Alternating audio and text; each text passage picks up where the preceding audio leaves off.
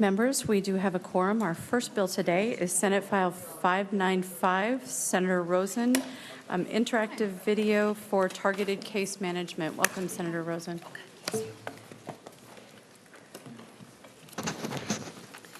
Thank you, Madam Chair and members.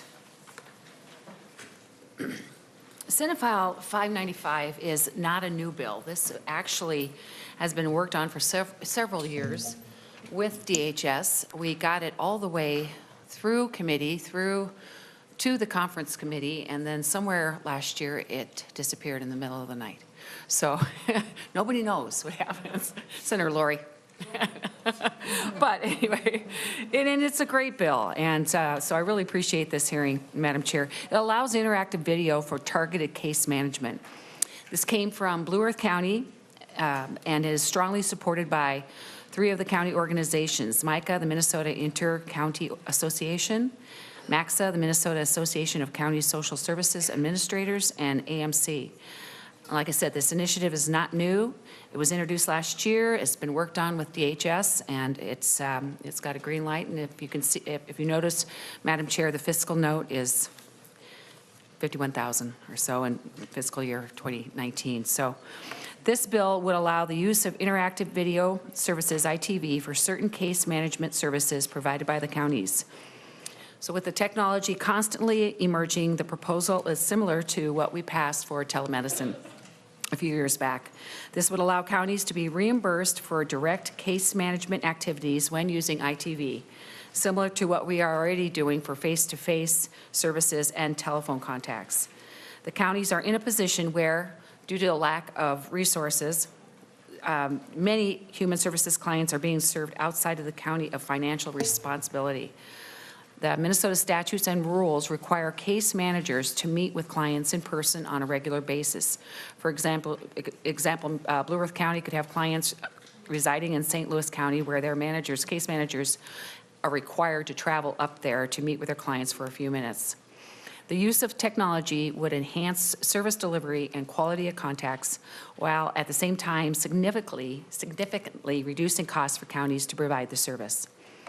Allowing the use of ITV is an optional tool to deliver case management services and could greatly improve client access to case management services by allowing more frequent and meaningful contact with case managers where they are unable to meet in the same location. This would be especially important for Greater Minnesota. So last year we worked with DHS and came up with a language that is very limited in scope. And basically it says the person receiving targeted case management services is in the setting that is staffed 24 hours per day, 7 days a week. Also, it's best interest of the person and is deemed appropriate, you can use ITV. And the client can refuse the use of ITV at any time, and it must be approved as part of the person's written personal service or case plan. If ITV is used, not more than 50% of the minimum required face-to-face contact, or can be used up to not more than 50% of the face-to-face. And of course, this is subject to federal approval, so we still need to get federal approval on this. With me, I have Angela Youngerberg. She's the Director of Business Operations for Blue Earth County, who will also step through the process and has been working very hard on this issue for many years. Thank you. Ms. Youngerberger, please, or welcome to the committee. State your name for the record and proceed. Good afternoon, Madam Chair and committee members. My name is Angela Youngerberg, and I am the Director of Business Operations for Blue Earth County Human Services.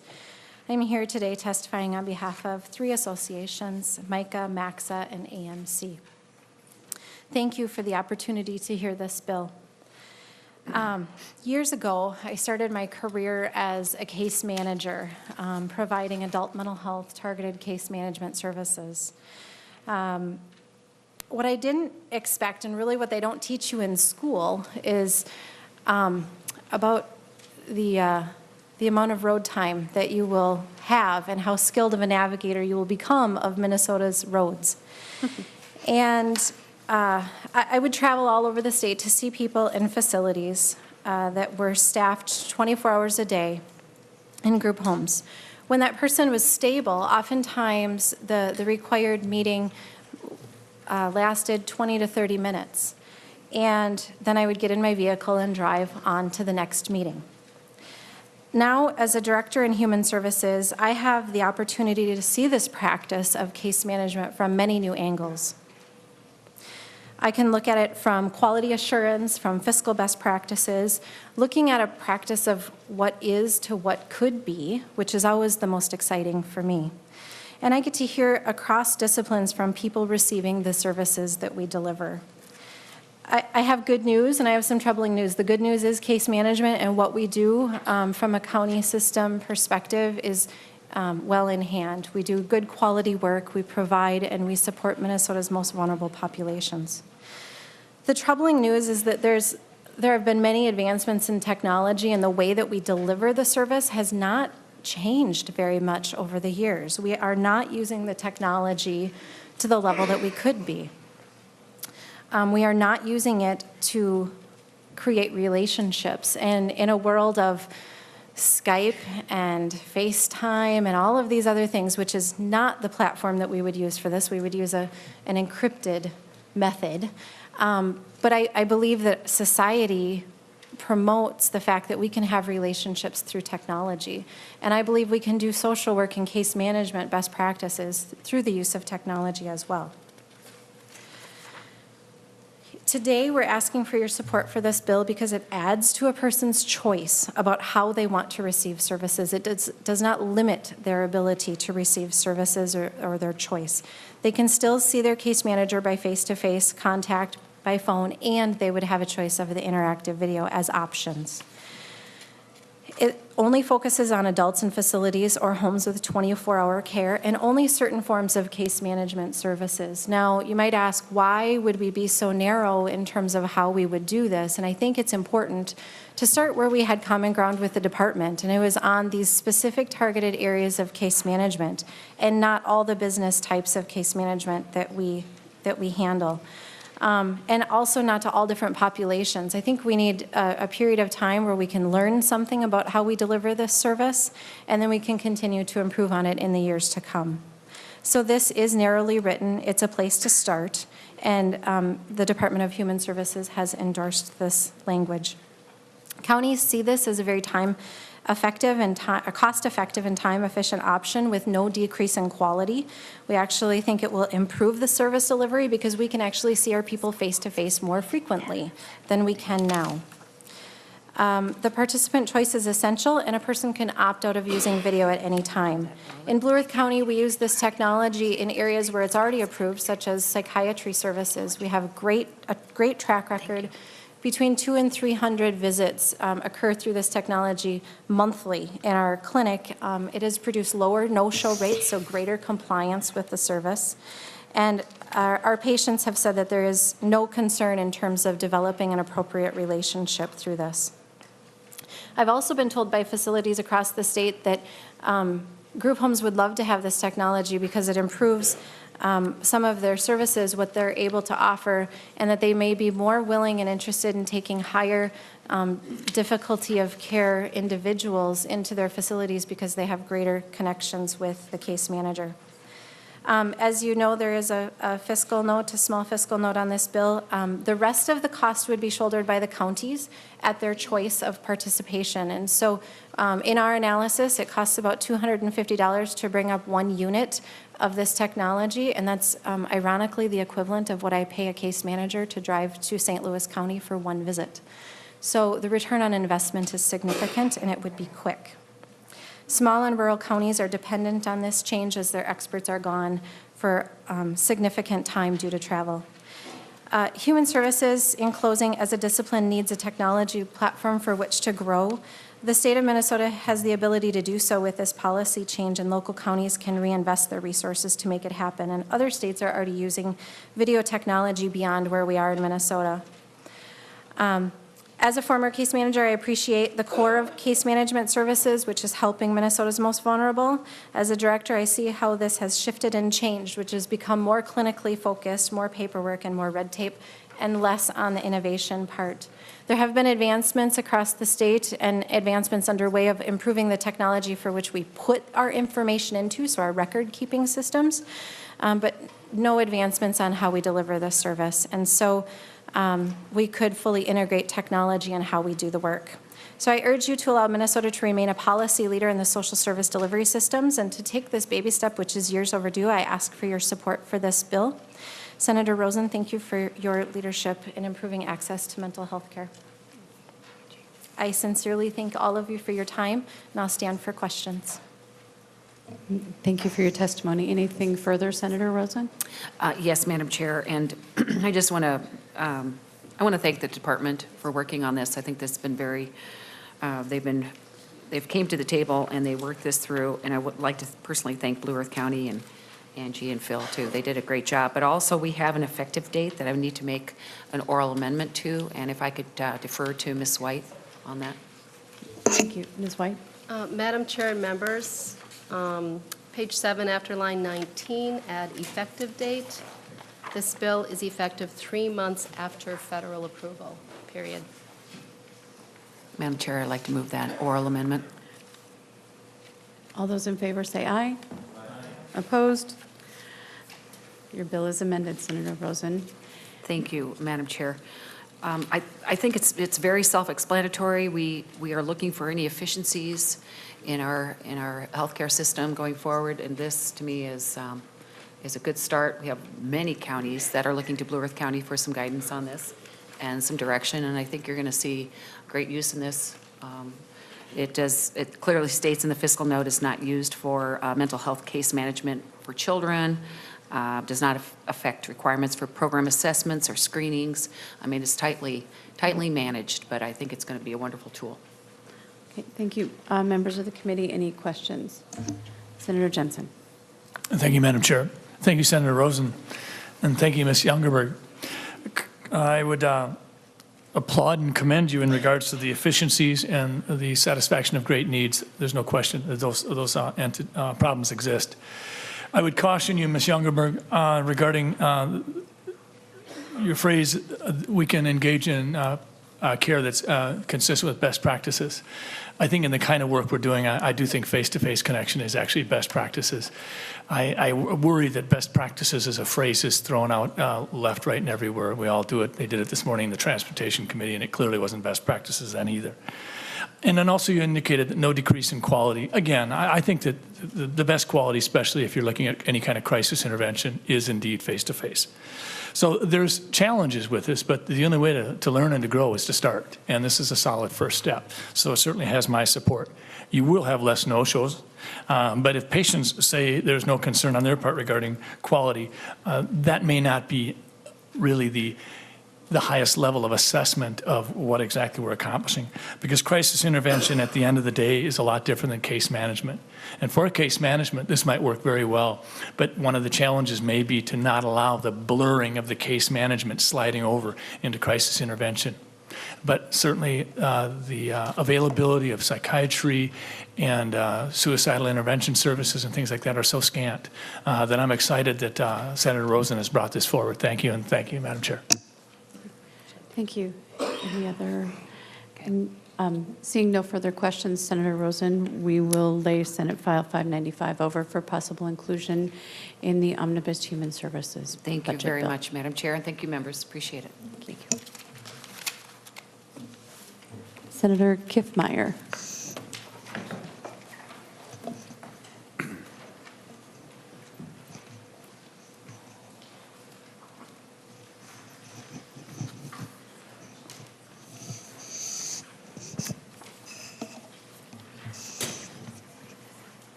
Senator Abler, would you please present Senate File 319 so we can get started?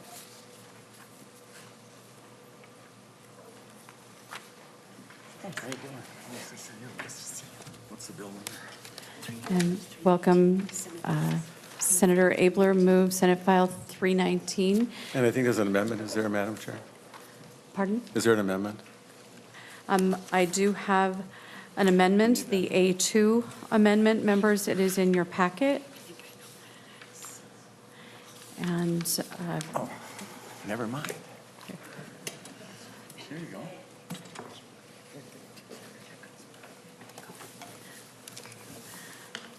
Thank you, Madam Chair and members.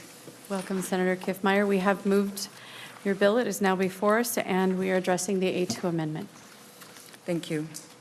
So the A2 amendment is a amendment that has been requested by the stakeholders.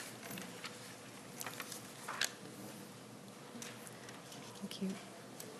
You'll notice, if you want me to step through it more, it is an author's amendment. It's an author's amendment. You may move it if you'd like to, and then go ahead to describe your bill. Okay, all right, thank you very much. So, Madam Chair and members, this is a subject that is very, very important, complex pediatric home care nursing. This is a very, very specialty area, and my awareness of this particular issue came through committee hearings and recognizing that many of them are in a hospital, an extremely expensive way of taking care of them. And so this is an effort through this bill by structurally changing this, that we would be able to have home care, that children can be at home, that they can have that appropriate care at home, and at the same time also realize some cost savings. And so, Madam Chair, at this time, I'd just like to have my testifiers here go into the purpose and the meaning of this particular bill. And Senator Kiffmeyer, we have the A2 amendment before us. Can we move the A2 amendment? I move the A2 amendment, Madam Chair. And all those in favor say aye. Aye. Opposed? We have the bill as amended before us. Please proceed. Introduce yourselves for the record. Thank you, Madam Chair and esteemed senators. My name is Judy Giel, and I'm Chief Clinical Officer for Pediatric Home Service. Thank you for the opportunity to testify in support of Senate File 319. This bill addresses the shortage of home care nurses in Minnesota, specifically addressing the critical shortage in pediatric home care nursing. This shortage is due in large part because reimbursement rates for home care nursing are so much lower that we're unable to pay competitive wages and benefits that hospitals and now even nursing homes can offer. By designating complex pediatric home care nursing as a separate category of home care nursing, we're acknowledging the growth in clinical skills and medical advances since the home care nursing statute was last updated in the 1990s. In addition, there's been steady growth in complex pediatric populations over the last decade, and that trend will continue over the next decade. These children go from neonatal intensive care units and pediatric intensive care units in a hospital one day and into their homes the next day. The level of medical technology and highly skilled care that these nurses provide in the home would surprise many people. But we all agree that having these children in a safe care environment in the home is preferable to a hospital. They belong at home whenever possible. Our focus is on resolving the significant and growing gap in access to care for families that have children with medical complexity. I'd like to talk a little bit about what that means to hospital intensive care units. I'll introduce Pat Lang, who will talk about what that means for families of children with medical complexity. And then we'll introduce Dr. Roy Maynard, to talk about the cost implications if we don't resolve this issue. The Legislative Healthcare Workforce Commission has included this proposal in their report to the legislature in both 2015 and 2016. Minnesota Children's Hospitals, Gillette Hospital, the Minnesota Home Care Association, the Consortium for Citizens with Disabilities, all are in support of this bill. Dr. Maynard will talk a little bit about the study that's been going on. What I'd like to tell you that just this morning, I received a phone call from a neonatal intensive care nurse over at the University of Minnesota Masonic Children's. She was representing her colleagues that work in the neonatal intensive care unit, who said to me, "What are you going to do to solve this problem? We have 6 children that are in our NICU that have been medically stable, one as long as 6 months, waiting to go home for home care nursing." And we just don't understand why these children are stacking up. And I had to use a response that I really hate using, but it's very true. We cannot give what we do not have. And that is that there are not enough nurses. Our pipeline is trickling in terms of applicants for home care nursing. They can make much more money if they can get jobs within hospitals and even in long-term care facilities.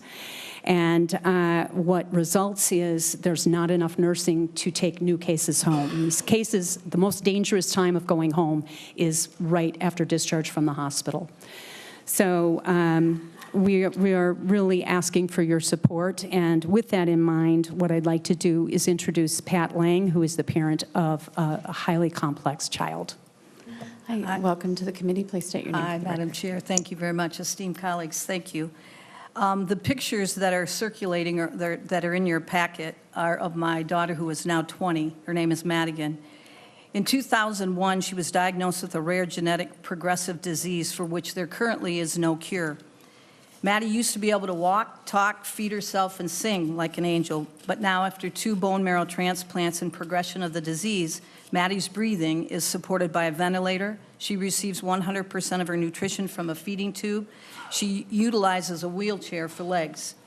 She is a type 1 diabetic and has had spinal fusion surgery due to severe curvature of her spine. She wears leg braces and hand braces at night and uses a vibrating vest machine to keep her lungs free of infection. She is believed to be the oldest living child with this disease, and the doctors attribute it to her zest for life, her positive attitude, and the fact that we manage the disease at home as if it's invisible in our almost normal home. You can see by her smile, and I have other pictures here, and the handsome male photos on the wall by her bed, that she's a happy, fun-loving teenager despite this debilitating disease. The equipment that you see surrounding Maddie enables her to be home with us and allows me to take her out to church every Sunday, go to movies, go to get her hair and nails done, go to concerts, go shopping, and many other activities that you and your family enjoy. Her dependence on this equipment does not define or limit our mobility as we continue to robustly live our life. I'm a single parent, and I've worked full-time for over 45 years. The one picture of me happens that you see there is me working from Children's Hospital in the bathroom, so I could have peace and quiet on a teleconference. I currently have nursing supplied by Pediatric Home Service in my home 24/7 because of Maddie's very complicated medical needs. I need nurses in my home to help care for her. I can't do it by myself, and to be able to do the many things that we mentioned above. Without nursing care, we would be homebound, and I would have to quit my job, lose my insurance, and my ability to pay for medical bills. Nursing in my home allows us to live in a more germ-free, believe it or not, familiar, positive environment surrounded by friends and family, forgetting about the devastating disease that's our reality. We can sing, we act crazy, we put handsome young men on the walls, we want to play, we lay outside in the yard with our dog, bake cookies, all the kinds of things that you might do with your kids. We didn't ask for or expect this life, but we are determined to live it to the fullest, and we need home care nurses to help us do that. I'm trying to paint the picture of our life so that you will better understand the importance of equal pay for home care nurses.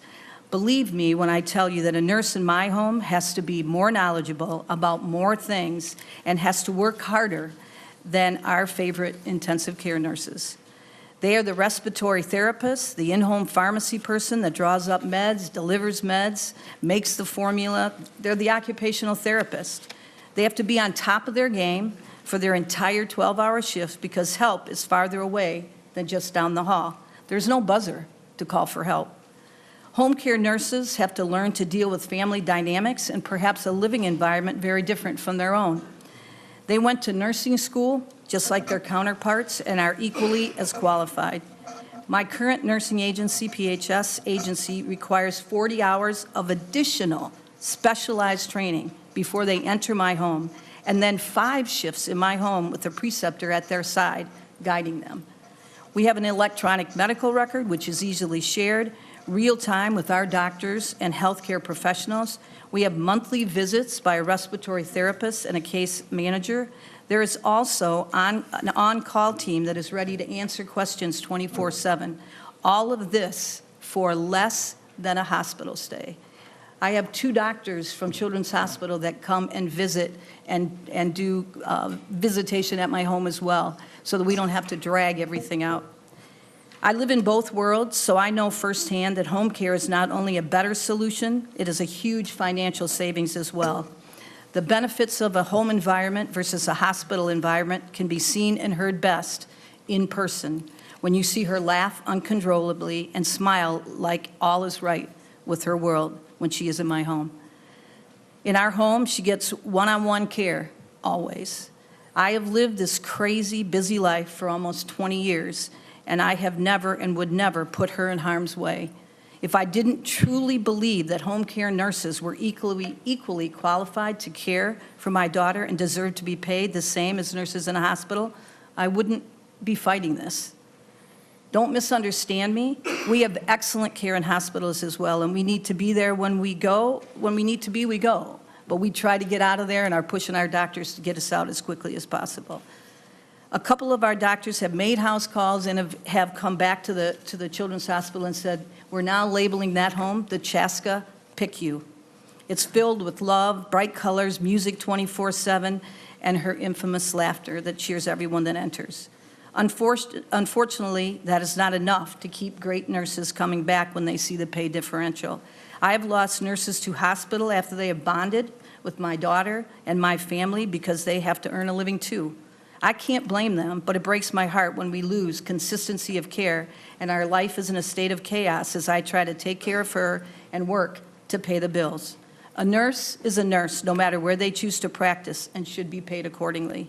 Please help me keep the nurses I have and encourage new ones to enter home care so that Maddie can continue to thrive at home. Thank you. Questions? Madam Chair, we do have another testifier briefly. Thank you. Welcome to the committee. State your name for the record, please. Madam Chair and Senators, my name is Dr. Roy Maynard. I was a practicing pediatric subspecialist in the state of Minnesota for over 20 years. I'm board certified in newborn intensive care medicine and pediatric pulmonary medicine and well-versed in the care of children with medical complexity. I'm also an executive committee member for the American Academy of Pediatrics Section on Home Care, and I'm also the medical director now for Pediatric Home Service. The question comes up, how does this impact dollars for children? Over a year ago, I approached all 4 children's hospitals, major children's hospitals in the state of Minnesota, and said, do you have a problem getting kids discharged because there's no home care nurses? And everybody said, yep, it's the elephant in the room. I wrote a research protocol, approached all 4 hospitals, got it through all institutional review boards, and the hospitals paid for their own research personnel to enter the data. In December, I published an article in the American Academy of Pediatric News addressing this issue in Minnesota and some preliminary results from my study. And today you have a memorandum which has some recent updates. There's another month of enrollment, but the cost is rather substantial. So discharge personnel were asked to identify when patients were deemed medically ready for discharge, and these were children who were going to be scheduled to go home with home care nursing. If they stayed in the hospital beyond when they were medically ready for discharge, they had to identify the reasons, and one of the reasons they had to identify was waiting for home care nurses, and they had to count the number of days. Now, the number of patients is small. They identified 42 patients going home for the first time with home care nurses, but of those patients, 50% had delayed discharges from our children's hospitals in the state waiting for home care nurses to be hired. When we added up the cumulative days, and we're not done yet, it was over 1,000 days of children waiting to be discharged. If the cost of a hospital day was only $5,000, including ancillary fees and physician fees, that is over $5 million a year. Somebody's paying for these kids sitting there waiting for home care nurses to help these technology-dependent kids in their home. And I can guarantee it's lowballing because we're not looking at medically discharges from Hennepin County, St. Cloud, St. Mary's, Duluth. And in fact, if parents check on the admission records, I do not want my child's medical records used in any research studies. I can't include those patients in the studies. The study enrollment ends at the end of March, and then we're tracking them for readmissions 3 months after that because some children are readmitted because of home care failures due to lack of home care nursings who quit.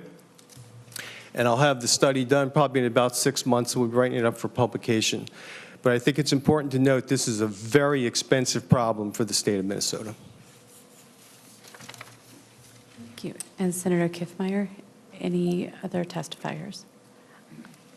Madam Chair, I'm not aware of any other testifiers in regards to this bill. There may be, but I don't have eyes back there. Thank you. And any questions that you may have before I close? To the members of the committee, any questions? Senator Jensen. Thank you, Madam Chair. Thank you, Senator Kiffmeyer, and thank you, testifiers. Senator Kiffmeyer, you're very fortunate to have such a powerful and effective testifier as Ms. Long. When I see Maddie, the other thing, when I see her at church is I'm always struck by how she touches everybody else and they walk away feeling better about their own lives. So I think that's wonderful. And I think that, Doctor, I think you actually sell your case short. It's over $5 million, but I was running some numbers before you spoke, and I think if you actually consider just the 7-county Twin City area, I think you'd easily be at $20 million. I see the fiscal note gives us a $12 million biennial impact. And I was wondering, Senator Kiffmeyer, if you'd be willing to comment on how you think that $12 million on the fiscal note gets countered by the potential benefits of your bill. Thank you, Madam Chair. Thank you, Senator Jensen. Senator Kiffmeyer, would you like to comment on the fiscal note? Senator, I'm sorry, Madam Chair, I need a copy of the fiscal note. I was looking for it in my packet, but it may be else at the other desk. But if I could just have one.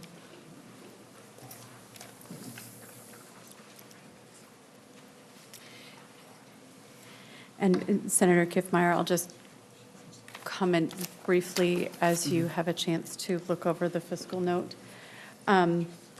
It does not appear that Dr. Maynard's hospitalization discount was included in the fiscal note. Right. And so I'm wondering if there's somebody from DHS who could come up and comment or answer some questions about preparation of this note? If there's anyone available. Madam Chair, I think that would be very appropriate for. I see nodding, and so if one of your And I will have a testifiers comment. would I knew there was a tentative. I just wanted to be sure what you had was what I thought was coming. Okay. Thank you. Please state your name for the record. Sure. I'm Carrie Erber, and I work for DHS. Would you just like me to walk through the fiscal note? Would that be helpful? I think a brief walkthrough would be a good idea, and then some understanding as to, are you allowed to consider hospitalization impacts as you prepare your fiscal note? There seems to be some anecdotal evidence that pediatric home care nursing does mitigate some of the cost of hospitalization for this population. So if you could address that in your comments as well. Sure. So basically, how we came up with the fiscal note is we use the MA forecast, and it's based on the February forecast. And then we determined the percentage of children 0 to 21, and that was at a 40% rate. And then, so that came up to about 55 million. And then we used a factor to include children that are part of the waivers. The 55 million only includes the people that are on fee-for-service, so we added the waivers into that. That was 1.7%. Then we also used a 10.4% rate to include children that are benefited through managed care. And then, so we added those two factors together through the waivers and then also the managed care, and to come up with a total of 62 million of children on complex nursing from 0 to 21, and then added the 25% increase to come up with additional cost of the pediatric home care nursing rates. And then we built in a delay factor in the first year due to federal approval and working through the managed care issues and everything. And then the state share of that whole thing was $3.2 million. And then there was systems costs. After you take out the state share for MMIS, it's about $1,000 or $2,000. And then we had administrative costs related to the managed care effort, which you'll be removing in the A2 amendment. So that's basically how we came up with the dollars. We work with reports and forecasts to determine if we can do offsets for related to hospital. I could go back and check and discuss that point to see, if we can include that or not. But this is how we came up with the total.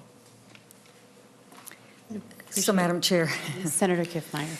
I think this is the frustration we often have in a situation like this, where it's a very static presentation and only recognizing the explicit costs in regards to compensating nurses in a complex pediatric home care setting to the same level that you would do in a hospital setting, to enable them to leave the hospital and to be able to have that care provided.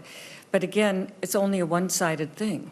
There is no costing here or savings here that that patient is leaving the hospital and coming home to a less costly, and that seems to be something that continuously in our fiscal notes goes unrecognized and yet is well testified to here today.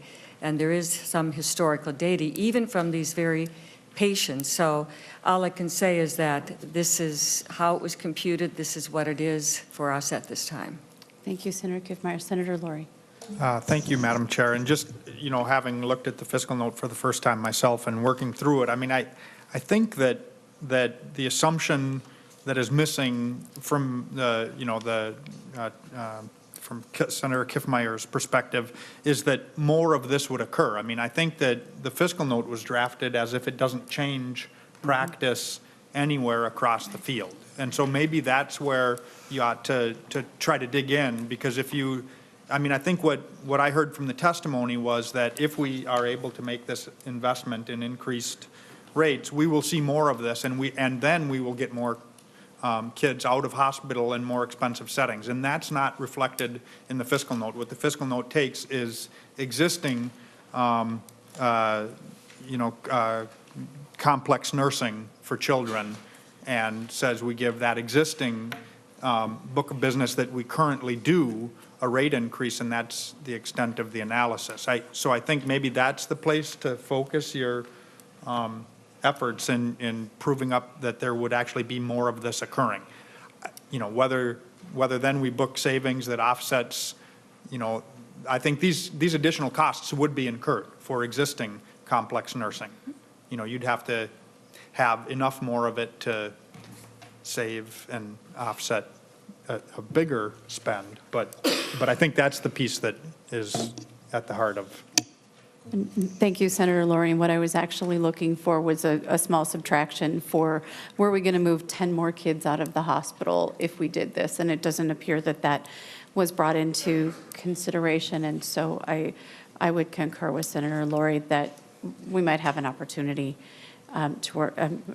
Please, Ms. Erber, did you have a comment? I was just going to say, when we put these together, we use more of a conservative type estimate, and so we have to see the direct savings. But I will definitely go back and chat with them about your questions on the hospitalization. Okay. Thank you. Senator Marty. Madam Chair, thank you. And Ms. Erber, the A2 amendment, I see why you need that under the fiscal note, because you can't tell the managed care organizations, you can't direct their expenditures, but I'm assuming that the language, because we're not explicitly saying it, that they would get the rate increase anyway?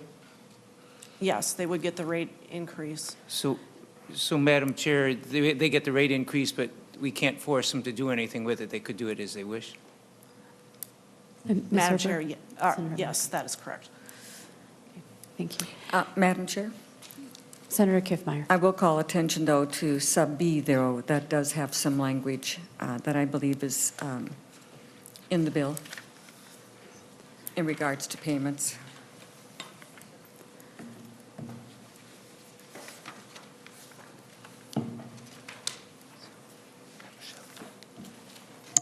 Okay, thank you. And any further comments, Senator Marty? Okay, Senator Kiffmeyer, anything further for the committee? No, Madam Chair, I think the fiscal note is the issue. I will work with the department and look forward to your good comments being maybe incorporated so we can have some recognition there. But I think we all recognize that in this situation, you have beds. You have homes and you have beds for the children to go to. It is not a question of do you have them. It's a question of will we enable those homes and much better situations for these children who are still children and still want to have a family life. That is a good thing and overall care for them. So thank you, Madam Chair, and I would ask for your support. And thank you, Senator Kiffmeyer. Senate File 319 will be laid over for possible inclusion in the HHS Omnibus Budget Bill. And with that, we have Senator Laurie.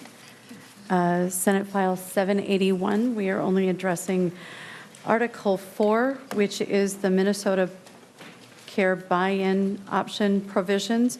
It will be our intention to lay this over for possible inclusion. And Thank you, Madam Chair and members. Actually, Article 4, Section 63 specifically. thank you. Senator Laurie moves Senate File 781, Article 4, Section 63. Please begin. And let me just really start very quickly by thanking the chair and the committee for hearing this bill. I think that, this is one part of the governor's budget, and we have another hearing next week for the balance of the governor's budget that will be probably a much longer hearing as well. But this Minnesota Care buy-in is really of critical importance in the conversation around how we make sure that people actually have product offerings in the individual marketplace moving beyond 2017 and forward. So understanding that it is a governor's budget bill, we're going to have the Commissioner of Human Services, Emily Piper, begin with part of the presentation, and I'll follow up with that, and then we'll move to quite a few testifiers, it looked like. Thank you, Commissioner Piper. State your name for the record and proceed. Thank you, Madam Chair and members. I'm Emily Piper. I'm Commissioner of Human Services, and thank you for the opportunity to come talk about this portion of the governor's budget proposal. And until we get our technology worked out, I think everyone has a copy of the PowerPoint anyway. So I'll start, I'm just going to run through a brief overview PowerPoint of what the proposal is, and then I think Senator Laurie's planning on walking through the details of the bill. And I thought it would be a good idea to start out for context about the history of Minnesota Care. Minnesota Care was created in 1992 by Governor Arne Carlson and the Gang of Seven, which was a bipartisan group of legislators who teamed together to create our Minnesota Care program, which provided subsidized health coverage to low-income working families who couldn't afford private coverage. And this program at that time was built upon the universal goal that all Minnesotans should have access to affordable health care coverage in the state of Minnesota, and they shouldn't have to be on Medicaid in order to afford health care. And I just returned late last night from Washington, D.C. I was at the National Governors Association with Governor Dayton, and I have to say I feel even more concerned and committed after that trip that Minnesota needs to continue to develop its own solutions for the future of health care, particularly given the urgency for 2018 when I'm learning more and more about the landscape of what is happening federally. So the next slide is just an overview. Today, over 100,000 Minnesotans have chosen Minnesota Care for their high-quality health care coverage that they need at a price they can afford. Minnesota Care offers affordable care that also is comprehensive, and it has premiums that are no higher than $80 per person. And it has the plan design has an actuarial value of 94%. Minnesota Care, prior to the Affordable Care Act, was a Medicaid waivered program, but with the implementation of the Affordable Care Act in Minnesota, the state chose to maintain this program by establishing a basic health plan under the Affordable Care Act. And Minnesota is only one of 2 states that chose to do that during the implementation of the Affordable Care Act. And as a result, today this program is almost entirely federally funded, and enrollee premiums, it's federally funded and funded by enrollee premiums, and the state pays only minimal amounts. Right now, the federal share is 89%, state share is 9%, and premiums are 2%. And it offers broad access to providers for the people on Minnesota Care by applying Medicaid provider network standards for the health plans that participate in our Minnesota Care program. Governor Dayton is now proposing to build on this bipartisan success that has been the Minnesota Care program since 1992 and the legacy of Minnesota Care. To lower prices for another 100,000 Minnesotans, Governor Dayton wants to give everyone who is eligible only to buy their insurance on the individual market the choice to buy into a Minnesota Care product. And under Governor Dayton's plan, anyone who earns more than 200% of federal poverty, which for a family of 4, that means $49,200 per year, they could choose to buy in to Minnesota Care. And unlike many other plans on the individual market, this product would offer the full Minnesota Care benefit set, which provides an array of behavioral health services and then also includes dental and vision. Minnesota Care the buy-in is projected to cost on average statewide $469 per person per month, and that's 12% less than the average of $538 per month for commercial plans in 2017. And on top of those savings, Minnesotans who purchase the buy-in would still be eligible for federal tax credits through MNsure. And this year, 64% of MNsure enrollees received those tax credits, averaging about $621 per month or $7,457 per year. And this product would also provide the state with an opportunity to further grow its effort to partner with providers for better outcomes and to share those savings with providers through our integrated health partnership program. So Minnesotans who would choose the Minnesota Care buy-in would pay their own way, meaning that the cost of their premiums would pay for their coverage without any additional ongoing costs to the state of Minnesota taxpayers. After a one-time startup cost of $12 million, the Minnesota Care buy-in would be funded entirely by premiums paid. This plan would require no additional ongoing costs for Minnesota taxpayers, and with less than 3% overhead, Minnesota Care has already, as a program, been proven to be more efficient, competitive, and accountable than many of the commercial health plans. And we could begin to save money right away. If the legislature enacts this proposal by April 1st, Minnesotans could purchase Minnesota Care buy-in coverage in the 2018 open enrollment period, trying to address that no matter where in the state a person lives, that they have at least one choice for health insurance in the state of Minnesota, which wasn't a sure thing last year during the months leading up to open enrollment with Blue Cross Blue Shield's exit of the individual market, and certainly isn't a sure thing going into 2018. So I just have a couple slides of examples. A family of 4 in Owatonna would save $5,820 annually projected. a 55-year-old in Park Rapids would be projected to save about $1,500 annually. And all of that leading to our ultimate goal as a state, as we continue to drive forward in healthcare. We need more affordable healthcare choices. We need better value and better outcomes for people. And we need to continue our legacy of being innovative as a state and sort of, to me, innovation, state-specific, Minnesota-specific to Minnesotans' needs, and as much as possible driven by the needs of our people across the state, and in this instance, particularly greater Minnesota. So with that, I'll turn it over to Senator Laurie. Thank you, Commissioner. Senator Laurie. Thank you, Madam Chair and members. And, you know, I think the Commissioner actually covered most of the mechanics pretty well. There's a couple of points I'd like to really drive home. I think there is a real need to have some assurance that there will be product offerings on the individual market in 2018 that are constructed with the interest of the consumer in mind. And to date, in the legislature, in either body, this is the only proposal that actually gives me any comfort level that there will be product offerings at all, let alone product offerings in the interest of consumers. I mean, we have seen a real shrinking of the individual market and a real narrowing of the choices available to consumers, where particularly across greater Minnesota, it's down to one choice that doesn't include many of the providers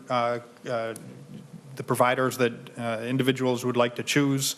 And we are in desperate need of having some real viable solutions. And so I know that we have a long list of testifiers. I hope to get to that in very short order. Many of them are just people coming up telling us about the needs to respond. There are some, concerns from some in the industry, and we need to work on those. And I look forward to a future conversations and trying to make this a part of the solution as we move forward. Some of the things that we need to keep in mind, to repeat what the Commissioner said, Minnesota Care actually works, particularly out in rural. It has been a bipartisan solution that our constituents have looked at for over 25 years. Enrollees are going to pay their own way on this. I think it's important to understand that our existing Minnesota Care program, funded by the Basic Health Program, would remain largely intact and unchanged in this. So for people up to 200% of federal poverty level, it would still be that 94% actuarial value with premiums up to $80 a month. This is actually a QHP offering at two actuarial levels, a 70% silver level and an 80% gold level.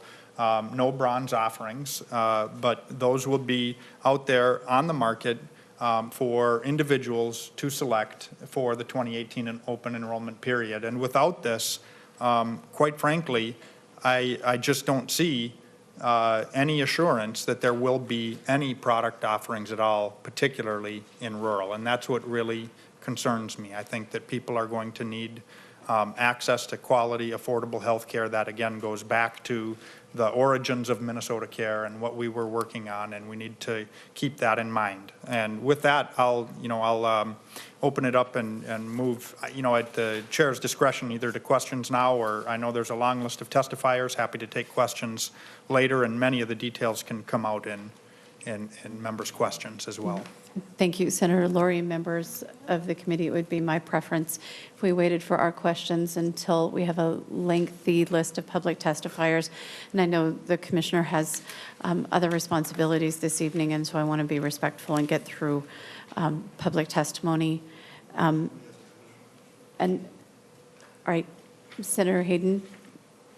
Well, good. Well, thank you, Madam Chair. I just wanted to make sure before the Commissioner may have to leave, or I'm not sure what her schedule may or may not be. Commissioner, thank you for coming, and Senator Laurie, thank you for the bill. Commissioner, can you tell me what impact this may have on the Healthcare Access Fund and/or the general fund? Commissioner. Thank you, Madam Chair. Senator, the startup costs are one-time, so that's a one-time impact. Ongoing, there isn't projected to be an impact. We would use we would seek from the federal government permission to use the trust fund as a basis for partially stabilizing reserves for this part of the program. Part of the ACA requires that for essentially payments above the cost of Minnesota Care that the state gets as part of being a basic health plan go into a trust fund for the program. And so part of the waiver to the federal government would be seeking access to that trust fund for basis of establishing reserves for this program. So although it doesn't have a direct, necessarily immediate impact, there would be the reliance on a piece of that trust fund to build some reserves for the program. Senator Hayden. Thank you, Madam Chair. And then, Commissioner, the $12 to $15, the $15 million startup, would that come out of the general fund, or where would those dollars come from? Commissioner. Thank you, Madam Chair. Senator Hayden's Healthcare Access Fund. Okay. I was going to try to. Madam Chair. Sorry, I shouldn't have let you go, Senator Hayden. Now, Senator Jensen's got a question. Please proceed quickly. We'd like to let the commissioner get to what she needs to. Madam Chair, I don't have a question. I just have a thought. I think that we have so many testifiers that I really hate to see the committee's opportunity to discuss and ask questions compromised. So if we could go through these testifiers with some time limits or something, because I just think that without that, we're compromising our ability to discuss this. Thank you. Thank you, Senator Jensen. It was noticed that we would allow 2 minutes per testifier. There's never an obligation to use the full 2 minutes. And so, Senator Lori, if you have nothing else for the commissioner to present, I want to thank her for coming. And if you'd like to stay for the proceedings, we understand that you might have other conflicts this evening, and you accommodated us, and we appreciate it very much. Thank you, Madam Chair. There are several members of my leadership team here as well, so to answer further questions in addition to me. Thank you, Commissioner. And with that, we are going to start with Kelly Martinson, the Reverend Kathy Gibson Christensen, and waiting close behind would be Liz Oppenheimer, Jean Burns, and Kathleen Malecki from the Minnesota Nurses Association. So I'm going to keep reading forward so that everybody's ready. And let's start with Ms. Martinson. Introduce yourself for the record, please. My name is Kelly Martinson. Thank you, Madam Chair. I'm a wife, a mother of 4, and the owner of a very small business. I'm the one part of my business.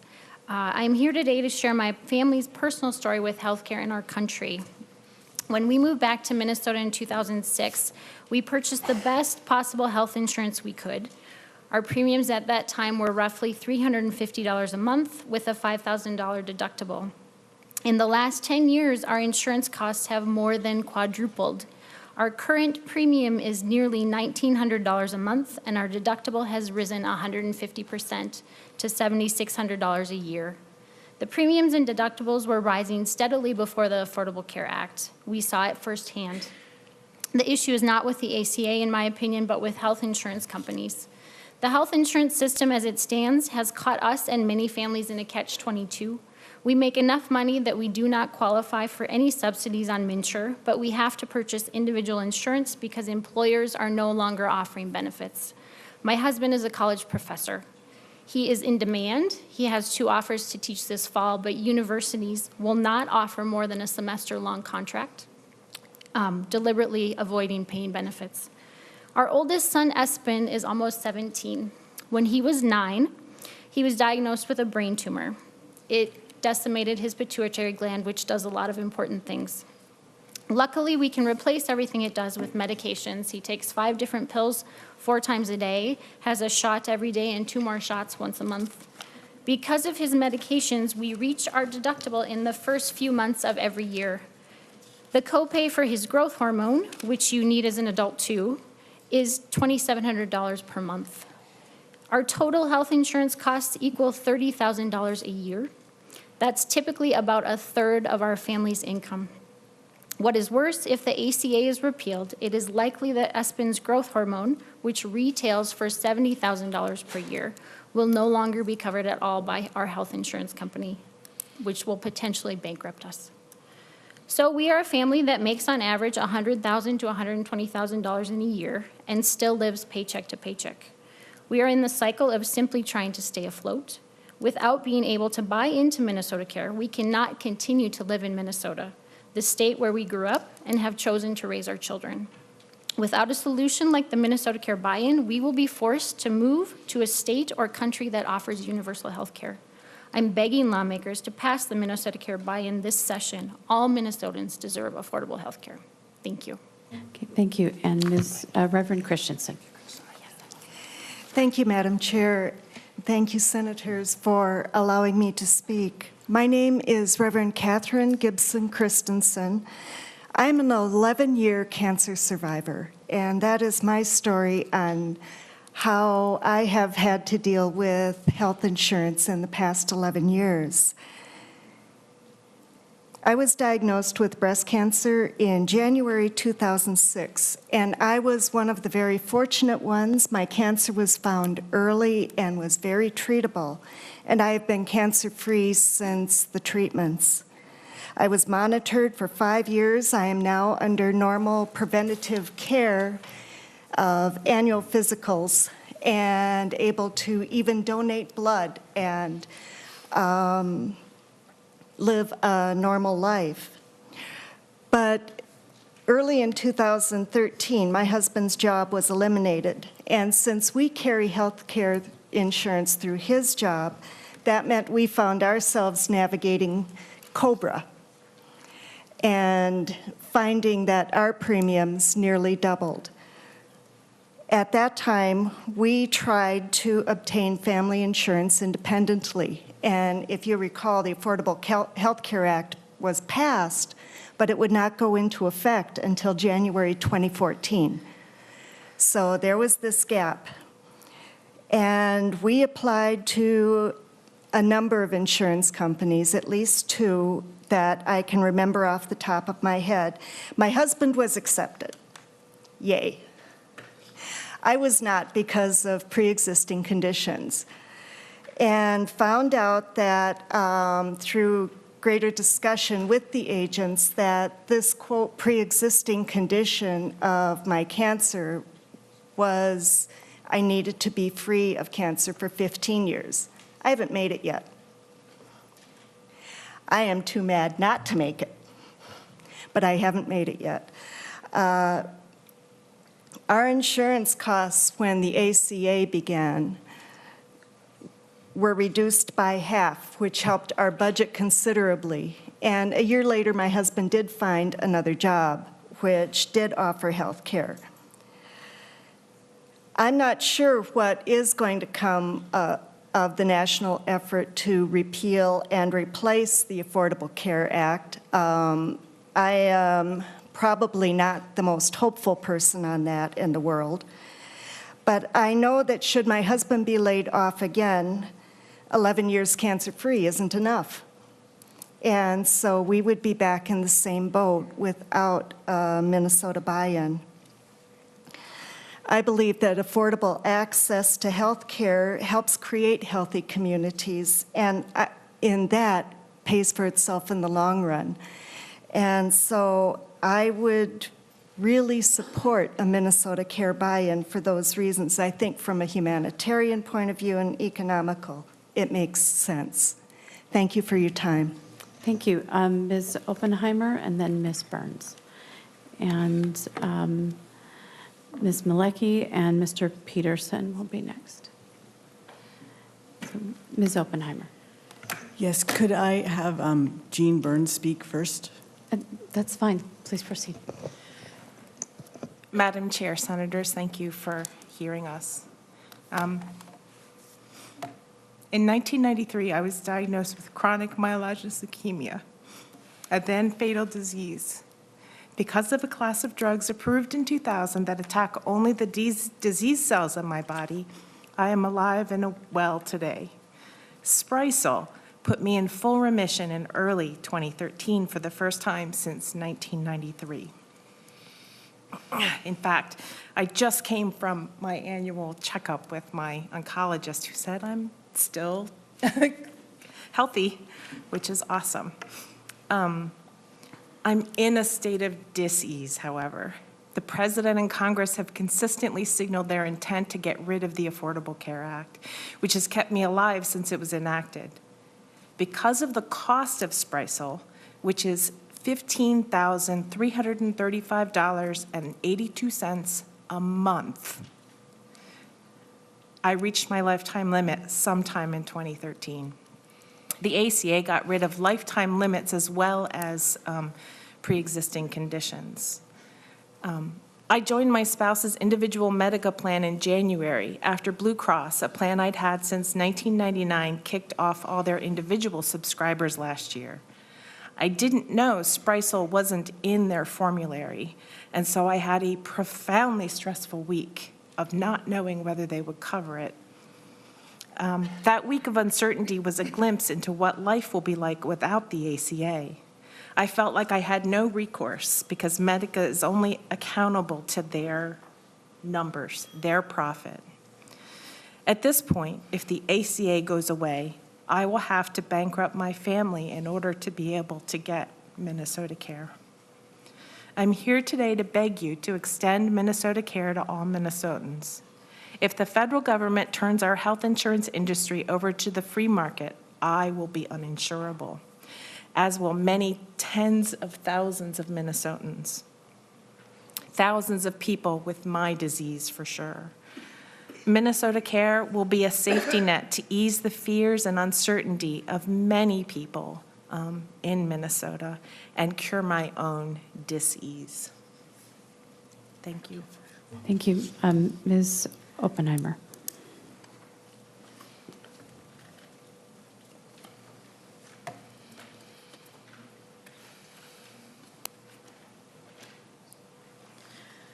Good afternoon, everyone. My name is Elizabeth Oppenheimer. I use she, her, and hers for my pronouns. Autism, diabetes, breast cancer, depression. These can be lifelong, treatable illnesses for Minnesotans, as long as Minnesotans have access to clinics, medications, and procedures that actually address the illnesses. I think of health insurance as an umbrella of protection over me and my loved ones. Some ideas for addressing the stability of our health insurance industry involve moving the umbrella from us to the insurers themselves. I was raised to believe that there wasn't enough for everyone, that I was supposed to protect what was mine and my family's, and let everyone else fend for themselves, keep my umbrella over me and my family. Not anymore. We could have one umbrella to cover all of us. I support the proposed buy-in option for Minnesota Care. My insurance premiums could go toward keeping coverage not only for me and my loved ones, but also for my chronically ill friend who currently and constantly has to choose between paying out-of-pocket expenses, inching toward their incredibly high deductible, or staying home and fighting out the pain they live with over-the-counter medications. In particular, these days, I worry about the insurance industry turning their back on my friends who live in rural and greater Minnesota, like in the Iron Range and in Morrison and Olmsted counties. Some people there can't have access to quality clinics and networks, providers and hospitals that may be geographically close to them, but are actually far from their insurer's doors. So it will be critical for the same benefits and providers network that are a part of Minnesota Care today to remain in place when a buy-in option is added. I want to do my part in moving forward a reliable health care plan for all, one that provides affordable, accessible health care coverage that is driven by a deep sense of mutual care for one another. If for-profit health insurance companies are only interested in taking my umbrella and moving it over their own selves, then we must provide another alternative that will bolster our ability and willingness to provide actual care for one another. Minnesota Care and Senate File 781 is that alternative. Thank you. And Ms. Malicki, If I mispronounce your name, No. please correct it for the record. And next, we have Tom Peterson, Cooper Sheehan, Dr. Kaltenborn, and Dr. Jurgensen. So, welcome to the committee. You pronounced my name correctly. Thank you. Thank you. Chair Benson and members of the committee, my name is Kathleen Malecki. I am a registered nurse. I'm a member of the Minnesota Nurses Association, a union of 20,000 members who work in hospitals across the state of Minnesota and in parts of Wisconsin and in parts of Iowa. Our members are advocates. We advocate for parents, for patients at the bedside, and we advocate for them anywhere else we can promote access to safe, quality care. I'm here to testify in support of the Minnesota buy-in proposal, Minnesota Care. The Minnesota Nurses Association helped pass the original legislation that created the MinCare program in the 1990s because nurses see firsthand the effects of lack of access to health care. Examples such as patients foregoing preventative care, of patients not able to fill their prescriptions, of patients allowing conditions to progress to advanced stages because of the high cost and inaccessibility of health care. These are things nurses see every day. We support the buy-in option for several reasons. Allowing individuals to purchase Minnesota Care as a private product through the individual markets adds a more affordable health care option for people who can't afford the products there now. It also provides an additional choice for coverage in all 87 counties. Not only will this promote competition to create more affordable health plans in general, it will also ensure access to health care across the state. The Minnesota Nurses Association believes, I believe, that health care should be a basic right. This proposal is a step in the right direction towards affordable, accessible health care for all Minnesotans. Why wouldn't we do this? Thank you for your time. Thank you, and welcome to the committee, Mr. Peterson. Thank you. Thank you, Madam Chair. Members, my name's Tom Peterson. I represent the Minnesota Farmers Union, and we too strongly support this article. Our organization has long supported a public option, and we are very interested and supportive of, again, of this Minnesota Care buy-in, and appreciate Senator Laurie bringing it forward. Well, we hear from our farmers and worked on Minnesota Care for a long time that it's not a perfect program, but in general it works for farmers, and that it is a solid program. Farmers are pretty familiar with Minnesota Care. They use it quite often, and a couple of ways they use it is low-income farmers, beginning farmers, but also a lot of farmers that we deal with are in transition. You know, mom and dad own the farm, but there's a son and daughter that farm with them.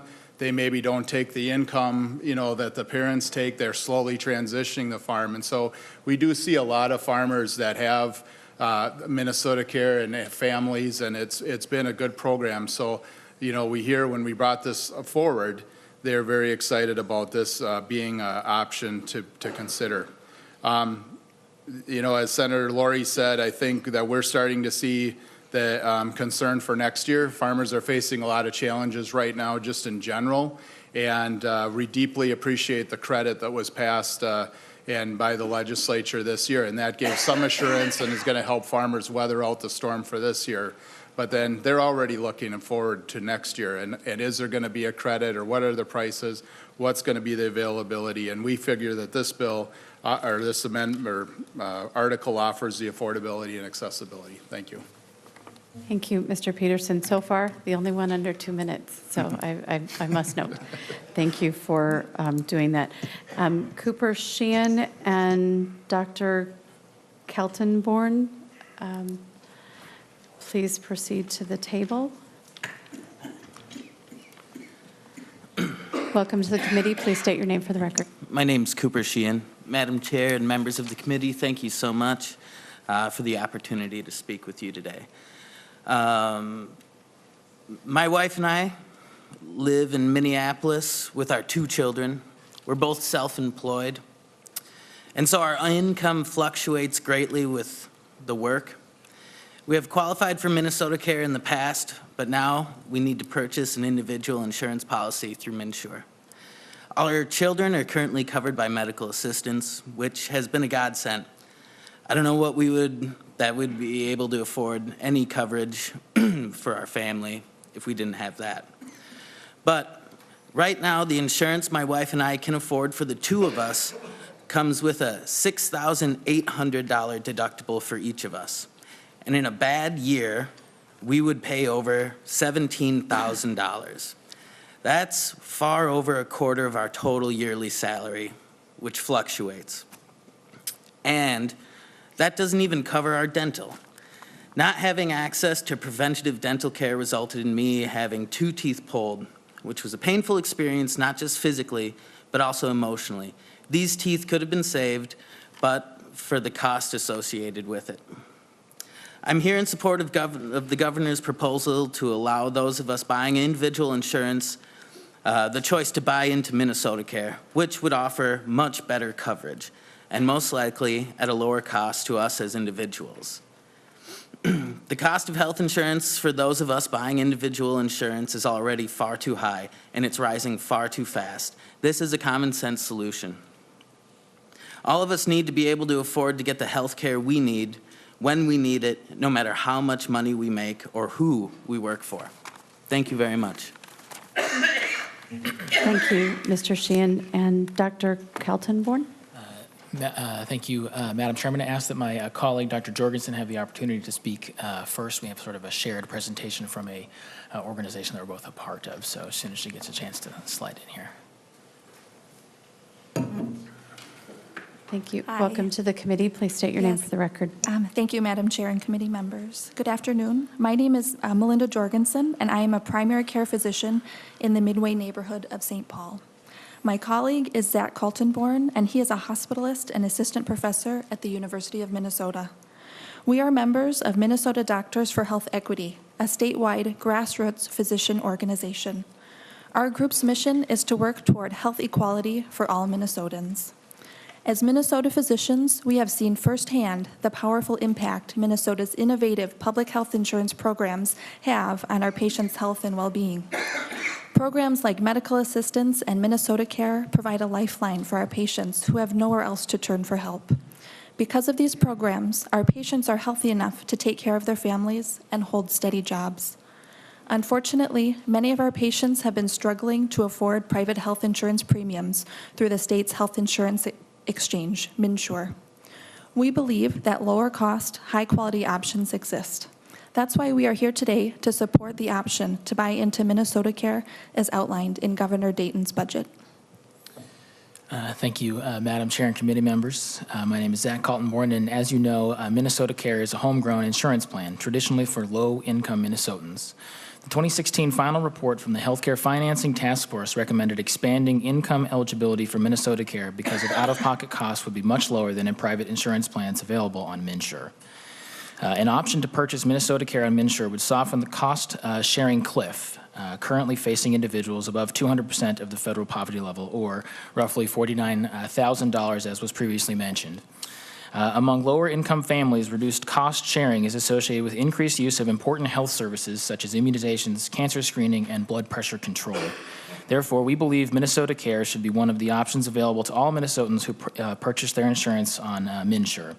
Creating the option to buy into Minnesota Care would also provide additional choice for patients, particularly in rural Minnesota, where many individuals have access to only one plan. We ask that you guys please support lower cost options with more choices and include Minnesota Care as an option as a public buy-in through the MNsure exchange. Thank you for your time.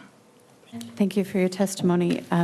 Dr. Alita Borrud and Paula Williams. Following them, Jonathan Bauer-Jones and Aaron Parrish, and last on my list is Anne Marie Metzinger. So, Dr. Borrud. Yes. Madam Chair. Welcome to the committee. Thank you so much for being here, and Senators, thank you for your service to Minnesota. I am an internist, a geriatrician, and hospitalist. I am morally bound to act in the best interest of my patients, and I really ask you to join me in this moral obligation that we have to ensure that everybody has the health care they need. As a physician, I'm very worried about the increasing instability in the individual market. We've discussed at length that in 2018, insurers may just abandon this market, leaving patients with chronic conditions uninsured and without any access to care. I worry, as we've talked, about the increasingly narrow networks and lack of provider choice in rural areas that will force older and sicker patients in these areas to travel long distances to see a doctor. As these networks drop providers, patients lose the doctors who know their history and how to best safely care for them. People argue that providers are hurt by low reimbursement through our public programs. However, frontline providers, rural primary care clinics, and hospitals operate on very thin margins and lose when they provide uncompensated care. Providers lose when they are dropped from networks. We must consider the health of our rural providers. To maintain the healthcare safety net throughout Minnesota, a practical answer would be to really increase the reimbursement through our public programs.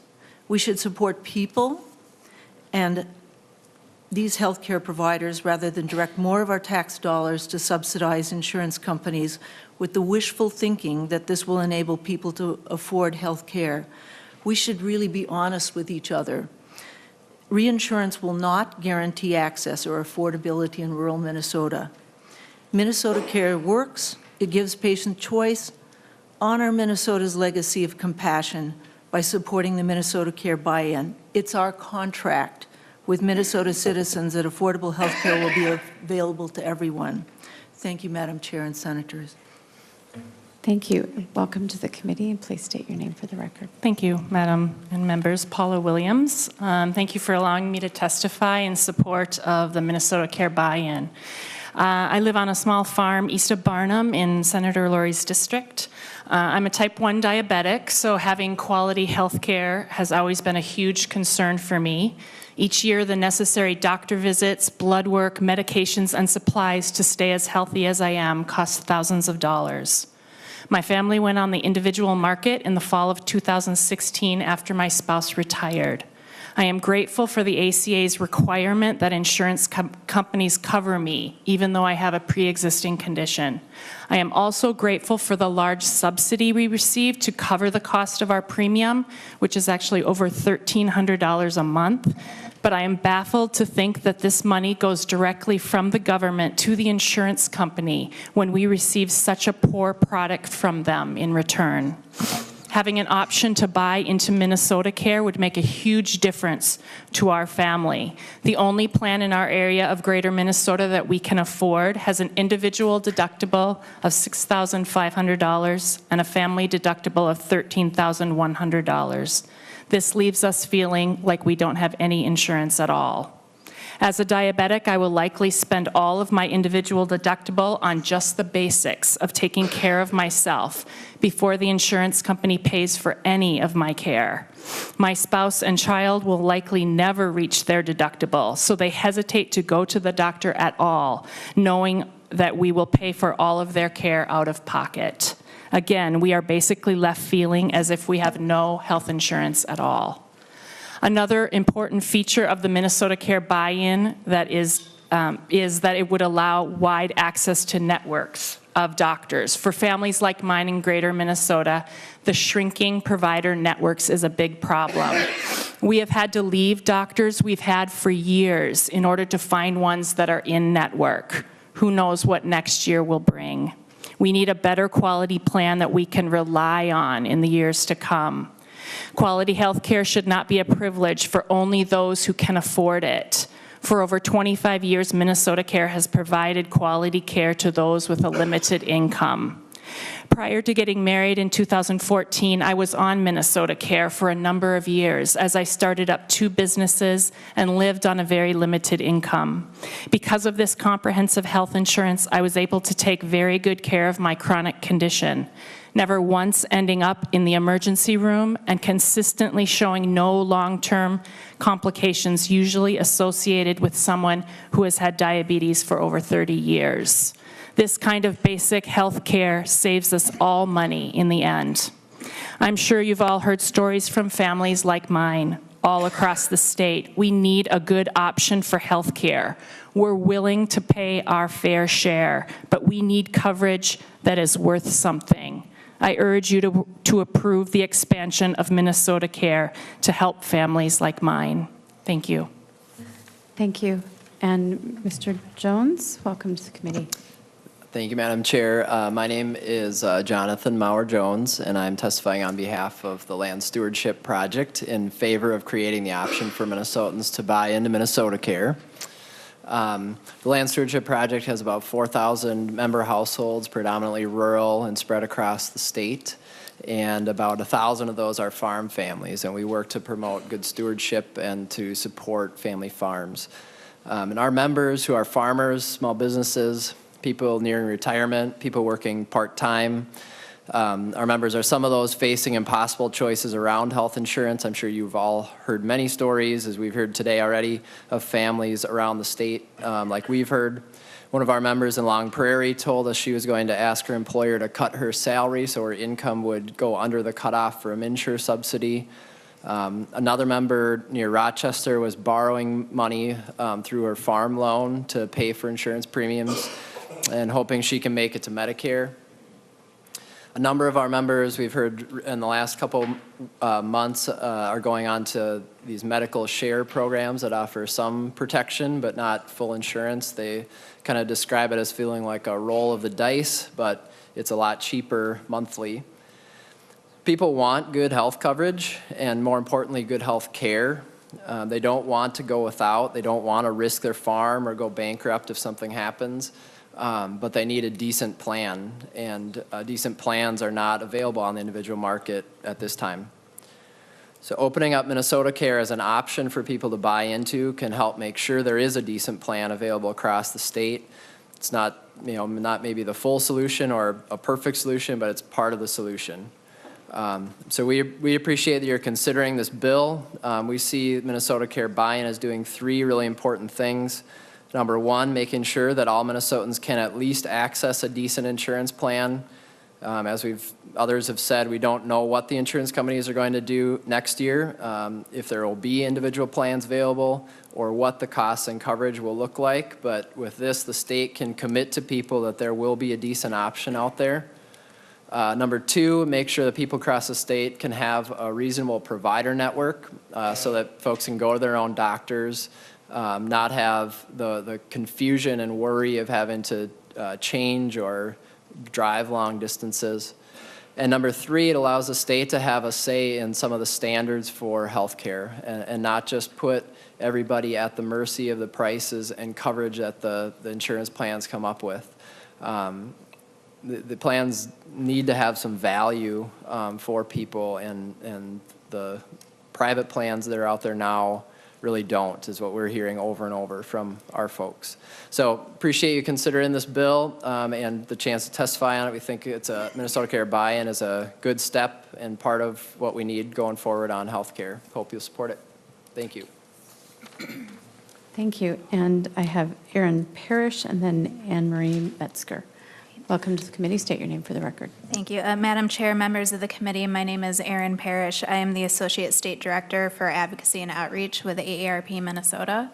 AARP appreciates the opportunity to testify on Senate File 781, Article 4, Section 63, the Minnesota Care buy-in option. We'd like to thank the governor and Senator Laurie for their leadership on bringing this proposal forward, and Chair Benson for hearing this bill today. AARP wholeheartedly supports this option as a cost-effective approach to providing affordable health care for older Minnesotans not yet eligible for Medicare. AARP represents approximately 650,000 members statewide, 44% of whom are between the ages of 50 and 64. Providing affordable quality health care coverage to our members in this age group is a priority for the association. Many of AARP's members faced sharply rising premium costs in the individual market this year, and AARP thanks committee members for finding a bipartisan solution in the premium subsidy relief bill. We're hopeful that legislators can work again in a bipartisan fashion to support the Minnesota Care Buy-In program and other reforms in the individual market. As many of you know, Minnesota Care was established over 25 years ago with bipartisan support. Minnesota really has a proud legacy of providing affordable health care through the Minnesota Care program. We believe this option will not only provide affordable premiums and cost sharing, but it can also provide access to a broad network of providers not available today through MNsure. Given the instability in the individual market, leveraging the state's purchasing power will ensure that Minnesotans have a choice of providers and coverage. Moreover, we believe this option can provide the long-term sustainability to the individual market that is so necessary. While we recognize the concern that providers have expressed regarding lower reimbursement rates, we believe that other proposals to increase reimbursements can alleviate those concerns. Unfortunately, older individuals often find the cost significantly higher in the private market because insurers are still allowed to charge them 3 times the premium of younger individuals. Thus, the ability for the state to negotiate better rates and benefits is a key reason for our support. So at AARP, we believe that affordable, high-quality health care should be available to all Minnesotans, and the Minnesota Care Buy-In option is a critical component to ensuring the stability and affordability of health care coverage for individuals purchasing coverage on the individual market. Thank you again for the opportunity to testify. We look forward to working with you on this important topic. Thank you. And Ms. Metzger? Yeah, do I just?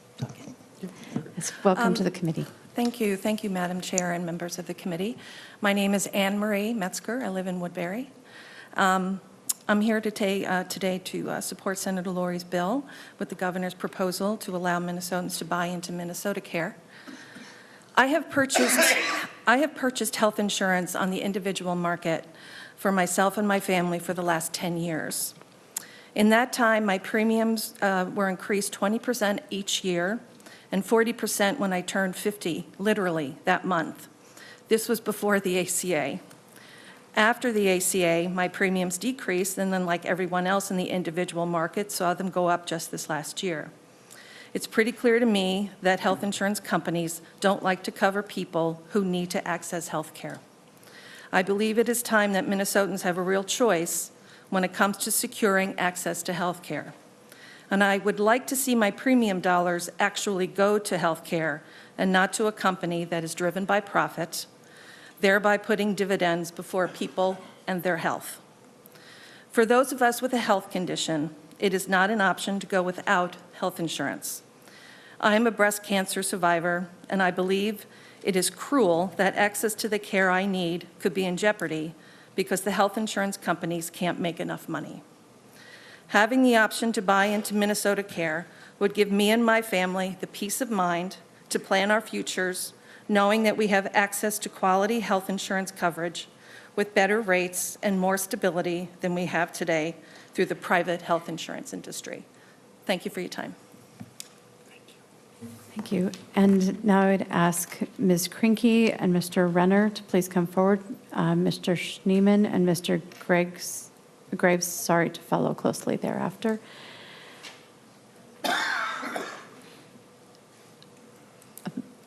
You're both racing to the table, I see. Ms. Krinke, please begin.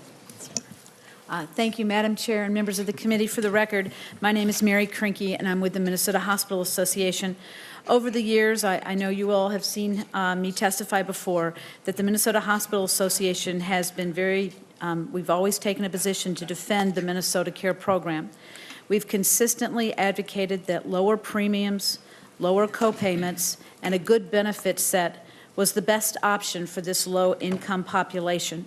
We still believe that to be the case today.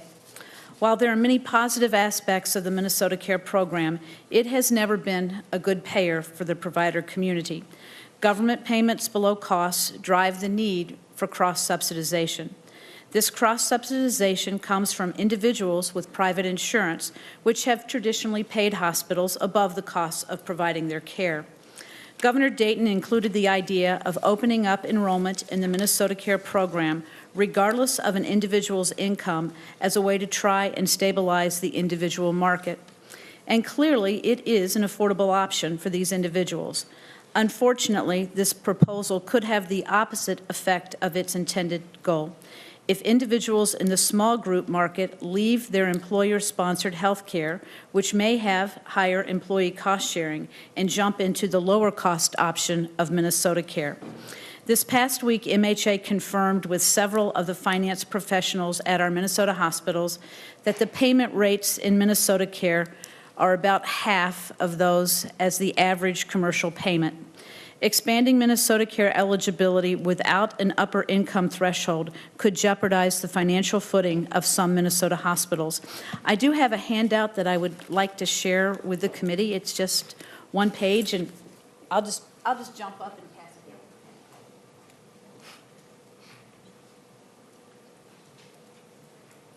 I have one for you. I have one for you. I saved one right here.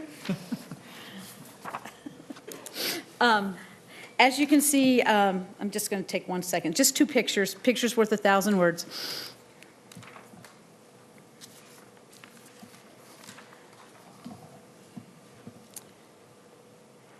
At the top of the page, there is a chart that shows where Minnesotans get their health care insurance. And as you can see, we have made progress in reducing the number of uninsured. The light green color is the folks on government payers. That 33% makes up Medicare, Medicaid, and Minnesota Care. And then that red box are the folks in the individual market that we're trying to address with this legislation, as well as the reinsurance legislation and others. And then that 55% is folks who get their insurance from private payers, either ERISA plans or the small group market. And as you can see then from the chart below, you can see where hospitals have our payer mix, and 41% of our revenues come from Medicare, 22% come from Medicaid and Minnesota Care, and 37% come from commercial payers. So what this means is that for hospitals, a lot of our payments come from government payers. And these payments are often below the actual costs of providing the care. So we're very anxious about adding more people and losing our commercial insurance market, and we cannot support this legislation at this time. Thank you, Madam Chair. Thank you, Ms. Grinke. Mr. Renner. Madam Chair and members, Dave Renner, representing the Minnesota Medical Association and our 10,000 physicians in training. As Ms. Grinke said, the MMA has also long supported the Minnesota Care program as a critical piece of our safety net for low-income Minnesotans who cannot afford coverage. But we do not support extending the program to all individuals regardless of income, and we don't see that as a solution to the individual market problems that we're having. One of the primary reasons that the public option is being considered is because it's being projected to have a lower cost option. This is largely a result of the reimbursement rates, and those reimbursement rates in Minnesota Care are the medical assistance rates. According to data published in 2016 by the Minnesota Community Measurement, where they compared payer rates from all different commercial and public programs, medical assistant rates are as low as 26% of commercial rates for physician services. For the most frequent services that physician practices provide, those rates range from 26 to 45% of commercial rates. So that's 45 cents on the dollar in the high end of that. For most practices, when you ask from the business side, the overhead cost, so that's the cost excluding physician salaries, is generally about 50% of a practice. So in these cases, these rates aren't even covering that overhead costs. When you look at rural practices, it's going to be especially hard-hitting because those practices also have a significantly high number of Medicare patients as well, and those payment rates also are significantly below commercial rates. So our concern, as Ms. Grinke stated, is adding more patients to programs that don't even cover overhead costs. We think is going to be financially difficult and devastating for many of these clinics, and is going to result in some significant access problems.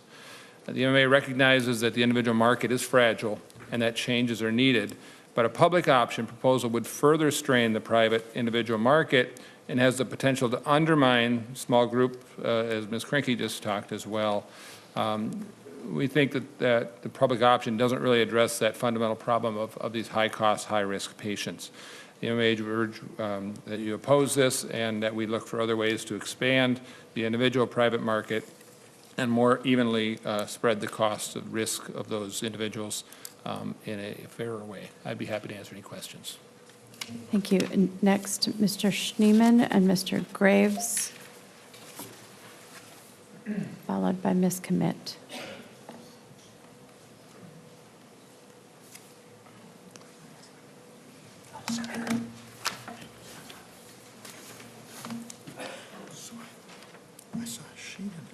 Yeah, you crossed over. You never know. Welcome to the committee. Please state your name for the record. My name is Chris Schneeman. Thank you, Madam Chair, for allowing me the time, and committee members. I'm a independent insurance agent working with predominantly employee benefits here in St. Paul. But today I'm here to represent the Agents Coalition, which includes the 4 professional agent associations operating in Minnesota. These include the Minnesota Association of Health Underwriters, the National Association of Insurance and Financial Advisors, the Professional Insurance Agents, and the Independent Insurance Agents. Collectively, we represent over 54,000 licensed insurance agents here in Minnesota and their employees. And as such, we work very closely with both group and individual market consumers on a daily basis.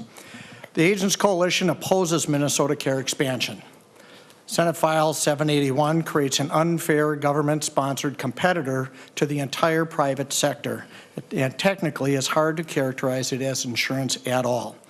Private insurance is required by law to fund minimum capital requirements. This plan does not. This is a major competitive advantage. Government programs are notorious in their low reimbursement rates to doctors, which forces doctors to shift costs into the private sector. These facts alone contribute to any price advantage that is being used to sell MinCare as a cheaper alternative. During the last legislative term, we estimated that the proposal to raise the MNsure income limit from 200% of the federal poverty guideline to 275% of the federal poverty guideline would cost Minnesota's doctors and hospitals $1 billion in lower reimbursements. This proposal, with no income limits, would threaten the solvency of many of these doctors and hospitals, particularly for the struggling rural providers. Even Mayo Clinic reports hardship when treating public pay patients. MinCare has already skimmed off the healthy risk from the individual market. So expansion will accelerate the high claim problem that we have today in the individual market and will convince carriers to stay away from offering coverage next year. But the problem goes further than the threat to doctors, hospitals, and the individual market. As we just heard, this proposal also threatens the small employer market. There are no penalties for a small employer to not offer coverage. So the existence of a plan with artificially low rates in the individual market will lead many employers and small businesses to cancel their group insurance contracts and send their employees out to buy MinCare. This will accelerate costs to doctors and to the state. This does not create a choice for consumers. It eliminates choice by eliminating private insurance options. The proposal will shortchange doctors and hospitals and destroy both the individual and small group insurance markets due to the unlevel playing field that government programs have compared to private insurance. So we ask you to oppose this plan. Thank you. Thank you, Madam Chair. My name is Bentley Graves. I'm the Director of Healthcare and Transportation Policy at the Minnesota Chamber of Commerce. I know the time is dragging on here, so I will keep my comments short. I think the previous 3 testifiers have covered many of the concerns that we have, both with the cross-subsidization and the need for commercial payers to make up the difference in the low reimbursements for these programs, the potential impact to the group markets. Madam Chair, I would just say I think we all recognize and can tell from the stories here presented earlier that there is some need for reform in the individual market. We certainly support that, but we cannot support this particular proposal because we believe, as has been said earlier, that it will further increase rates in the commercial market, that it will make provider shortages and scarcity even worse, and will have a negative impact on folks trying to buy insurance as it is today. So happy to answer any questions. Thank you. And Ms. Commit, you are last on the testifiers list.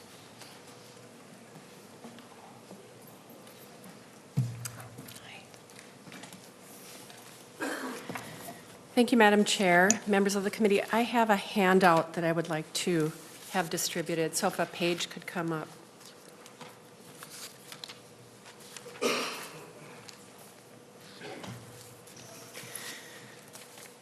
Thank you, Madam Chair, and members of the committee. My name is Catherine Commit, and I represent the Minnesota Council of Health Plans, the trade association for Minnesota's 7 nonprofit health plans. Thank you for the opportunity to testify today. The Minnesota Council of Health Plans is strongly opposed to this proposal, so let me explain why. The governor's proposal is Minnesota Care in name only. It will not have the same benefits, networks, or low out-of-pocket costs that Minnesotans have come to expect from Minnesota Care. It is not Minnesota Care as usual. It is a qualified health plan adapted to look like Minnesota Care. In the handout, you'll see a chart that illustrates the differences between the traditional Minnesota Care and the Minnesota Care public option buy-in. For illustration purposes, the Minnesota Care public option buy-in estimate is modeled after the 2017 optional standardized silver plan for the Federal Exchange as defined by CMS. So you can see the difference between traditional Minnesota Care and what the buy-in would be. The 2 buy-in options, as described in the governor's proposal, are designed to be the equivalent of a silver or gold plan, which pays for 70% and 80% of expected health care expenses, respectively. In its current form, Minnesota Care covers 94% of expected health care expenses, meaning there are very low out-of-pocket costs for the member in terms of premiums and deductibles. In order to meet the silver and gold plan standards, the deductible under the governor's Minnesota public option buy-in proposal would likely be at least $3,000 to $5,000 per person. Also keep in mind that under the rules of the Affordable Care Act, the state will have to pick up the tab for additional benefits not included in other insurance policies unless the benefits are cut. And I did hear a couple of testifiers say, oh, this would be exactly the same benefit set as provided under the existing Minnesota Care plan. I don't think that's accurate, especially if it's going to be held to a 70 and 80% actuarial value. So I think that's an important point to make clear.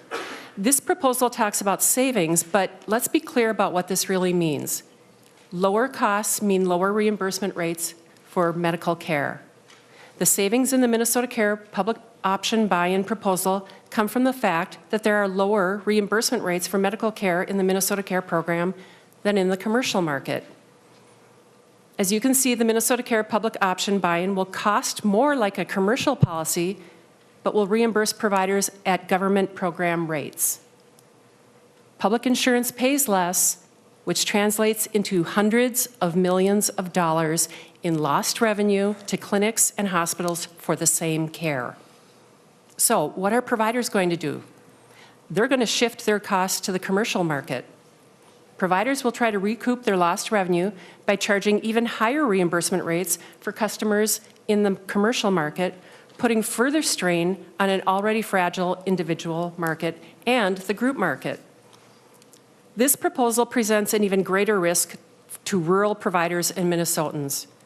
Rural providers have much smaller margins than the larger metro hospital systems. The cost shift just described would impact rural providers more and possibly fatally.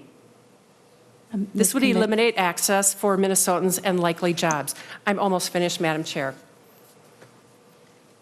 The Minnesota Care public option buy-in proposal would destabilize the market for other sources of coverage. It would distort the market and increase costs for Minnesotans who receive insurance coverage from their employers or purchase coverage in the individual market. It would also destabilize group coverage in the fully insured market, as well as coverage from large self-funded plans regulated under federal ERISA. Employers will be incented to drop coverage, which would further exacerbate the increasing costs employers will have to pay for health care as a result of the cost shift from public programs to the commercial market. Most people who are expected to buy in the Minnesota Care public option buy-in proposal already have access to employer-sponsored coverage in Minnesota. The University of Minnesota estimates that about 82% of those earning between 201 and 400% of the federal poverty guidelines have access to employer-sponsored insurance. Similar to what happened in 2014, when the rates in Minnesota's individual market were the lowest in the country, these lower premiums will incent more employers to drop coverage and encourage their employees to buy into the Minnesota Care public option buy-in proposal. Just a couple of other quick points. We don't think this proposal can be implemented quickly. The timeline and funding are too uncertain to help the individual market in 2018. The proposal requires an approval of a 1332 waiver by the federal government, and it's unreasonable to assume that Minnesota could receive the waiver from the new administration in time to offer such products on MNsure this November. In the midst of this crisis in the individual market, lawmakers need to be focused on solutions that can deliver results for 2018, such as reinsurance. In closing, we understand the problem that this bill is attempting to solve, and that is health insurance premiums are so expensive because the cost of care is so expensive. This bill attempts to address rising costs by slashing reimbursement for providers, but it also creates incentives to cost shift to people who are covered by commercial products. We urge the legislature to not do anything that will make it hard for health plans to stay in the market, so that we can create products that consumers want at prices they can afford. For these reasons, we cannot support this proposal. And thank you, Madam Chair, for the opportunity to testify. Thank you. And Senator Laurie, I saw you were taking notes. I'll give you the opportunity to comment on the Thank you, Madam Chair. Quite a, I was feeling good for a while there. And then, no, I would like to address a couple of the issues brought up by some of the folks that have expressed, concerns. First, lower rates is one thing that we're going to have to talk about. I think that it was quite selective in the manner that it was just described. I mean, there was some very selective fee-for-service examples of reimbursements, 24% of what doctors get by the MMA testifier. Based on Milliman's analysis, 67% of the average commercial rate is what our managed care pays. And it's still, a discount. I'm not going to deny that, but this type of hyperbole doesn't help us make good decisions. The $1 billion of less costs, of less payments, to go to 275, completely unsubstantiated. Again, hyperbole that doesn't really help. I asked for the best analysis that we could get. I think that it would be about in the ballpark of $260 million per month for the 100,000 per year, for the year, for the 100,000 Minnesotans likely to take up the Minnesota Care buy-in option. Again, a problem that needs to be discussed, but I think we should try to stick something closer to the facts. One of the things that I will take note of as well is in Minnesota we have 96% of Minnesotans with health care coverage. That's the largest percent that we've ever experienced. We covered an additional 250,000 Minnesotans through our implementation of the Affordable Care Act. 200,000 of those came on via public programs at these rates.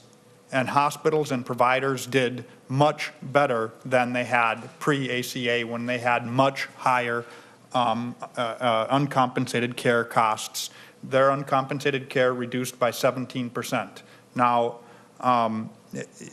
right now, we are looking at an individual market that is on the verge of collapse, and quite frankly, we have done nothing this session to stabilize the individual market. In fact, we've done quite the opposite. Senate File 1 has had in it the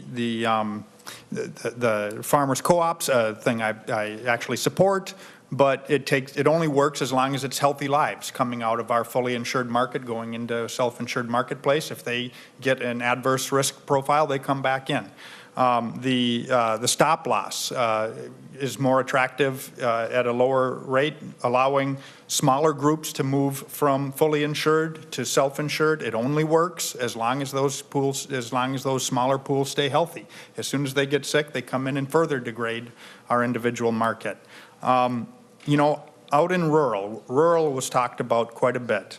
And that's particularly where the choices for consumers have been narrowed to the point where there's only one, and it doesn't cover the doctors and the hospitals in the regions. I'm sorry, I just have no faith that, that a reinsurance is going to fix that situation. I mean, it's possible that it covers large portions of the state, but I really think we're looking at a 2018 with zero options for many Minnesotans, and there just isn't another bill or another proposal out there that actually makes sure that there's a product in the interest, designed in the interest of consumers, that is available for people to choose. You know, carriers, I mean, it's sort of their statements, if I boil it down, is sort of trust us to put out products that consumers want and that they can afford. You know, it's a little hard to put our faith in the carrier community right now with what we've seen with the pullout of Blue Cross and the narrowing of the choices across the state. I think that we can talk and should talk about what it means to make this actually work for providers. It's going to have to work for providers as we roll this out. But there's also, you know, creative new contracting availability through how we've worked with some of our public programs. Minnesota has nation-leading integrated health partnerships, an ACO type model where we contract more directly with the provider and allow them to bring a better health to a population that they serve and share in the rewards of lowering healthcare costs by doing a better job of keeping people healthy. Those options are available to us to help move this forward and control costs. You know, it was also mentioned that there's a whole list of things here. It was also mentioned that in some way this would be exempt from actuarial value calculations, and that it wouldn't. The agent was talking about how Minnesota Care in here in this model wouldn't have to be actuarially sound. That's just not the case. This would need to be actuarially sound. It would need to be done quickly. We need to let the agency know that this is something that the legislature would like them to be working on, and they have contracts in place that can help do the actuarial work and put these products together and get them on the market, available for people to purchase on January 1st of 2018. But the time is short, and I guess I've been going on for a little while here. I'm love to hear some of the questions from the committee and go from there.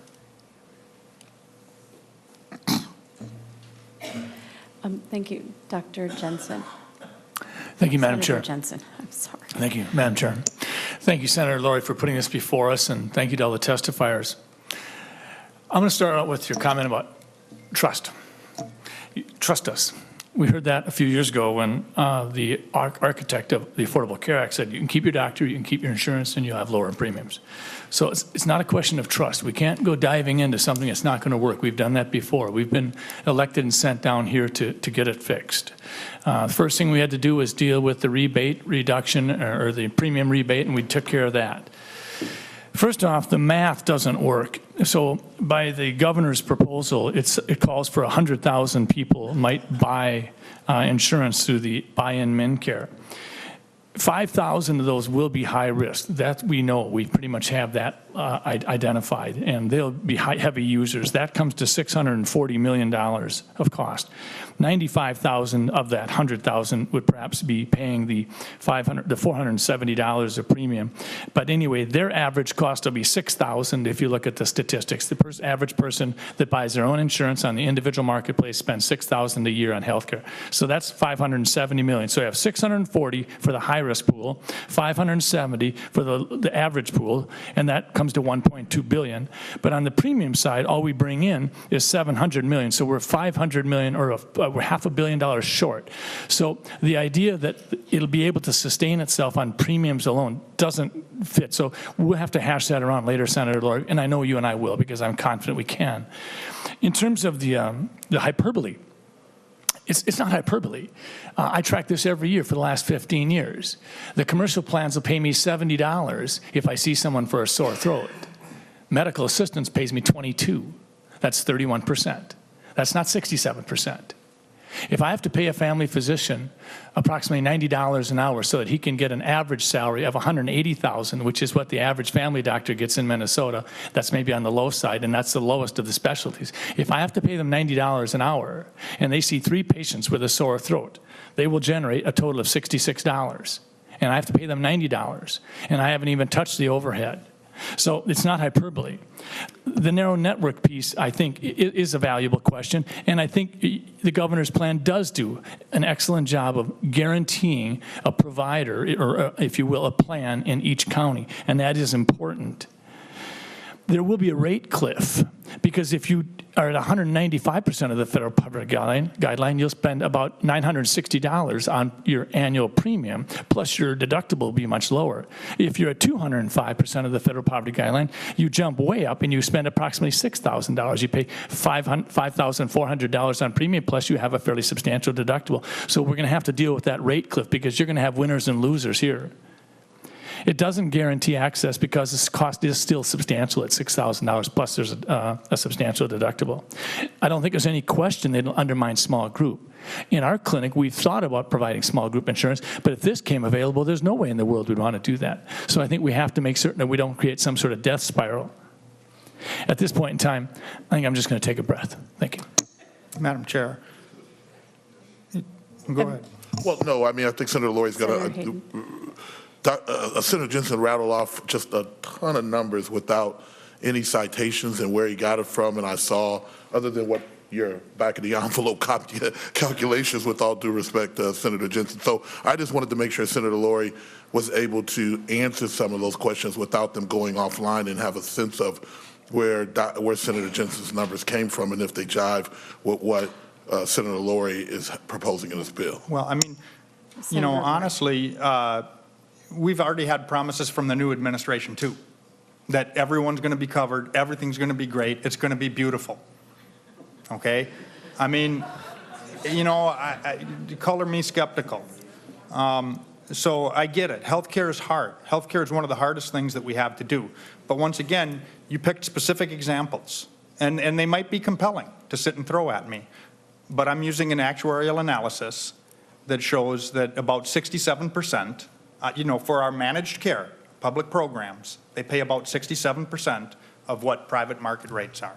That's what the Milliman study and the analysis that was able to be provided to me shows.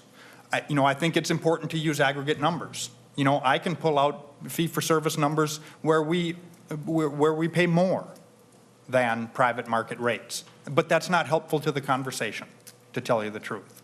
To pick out examples, I think we need to use examples, and the one that was particularly hyperbole was $1 billion of lower cost for the 275 expansion from last year. I mean, there is nothing to substantiate that. It doesn't exist. So, you know, we need to keep working on this. Thank you. Senator Hayden, did you have a follow-up? No, I didn't.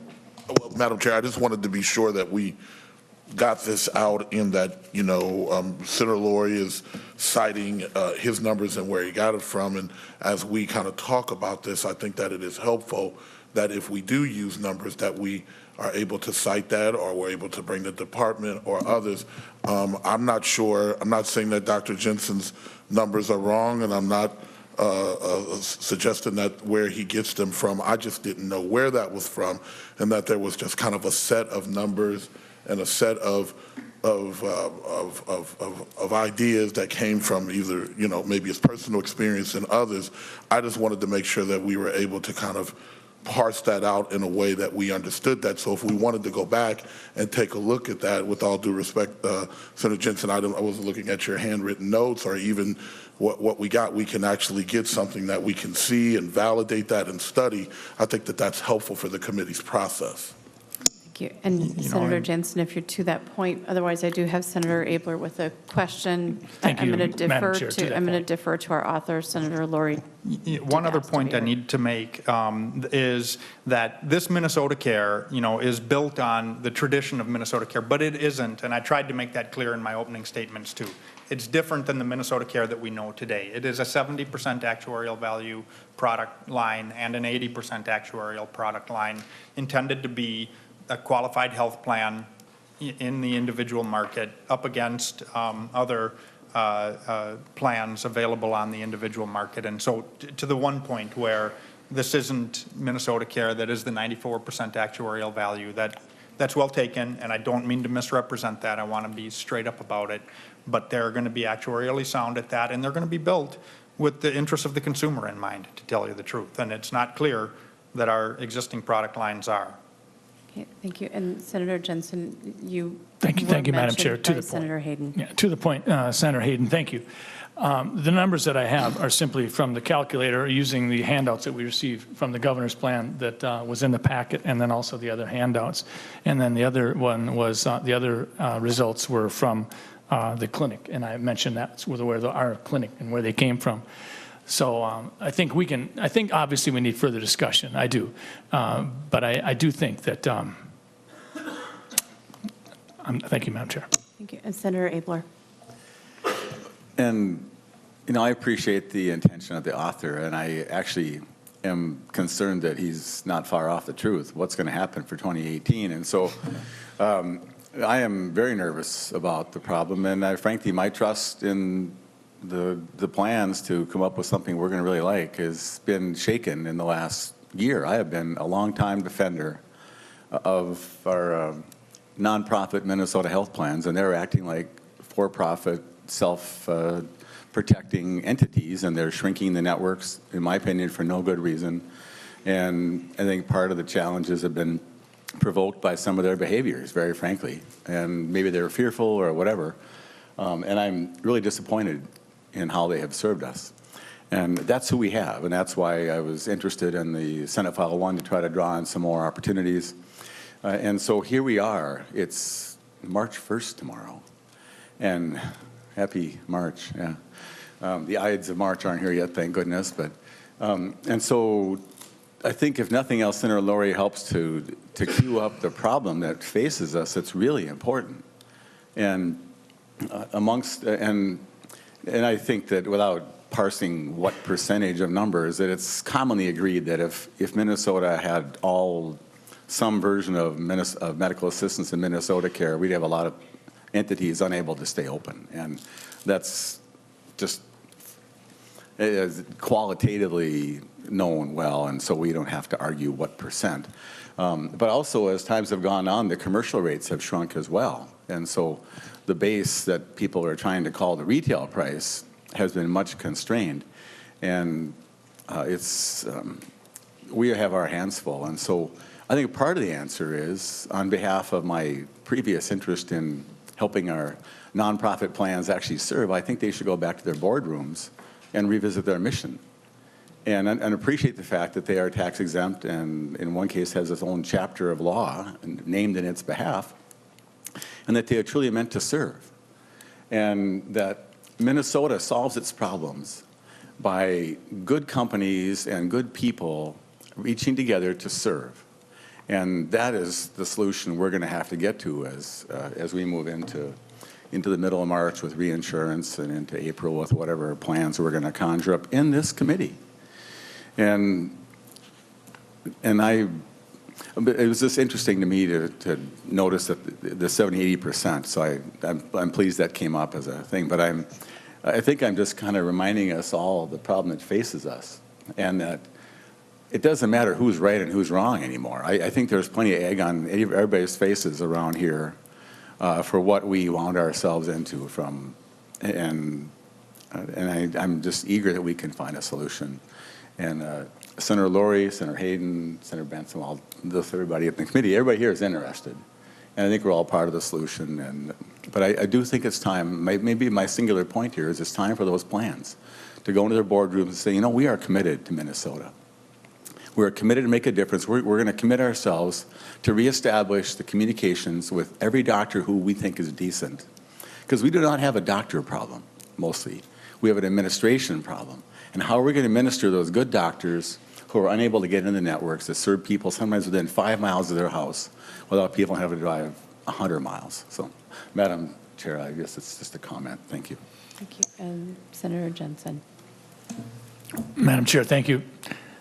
Senator Abler, I do have to disagree with you. I don't think that we can demonize the insurance companies and the carriers and say that they're the cause of the problem. If I were the board chair and I was losing millions of dollars, I'd do something different too.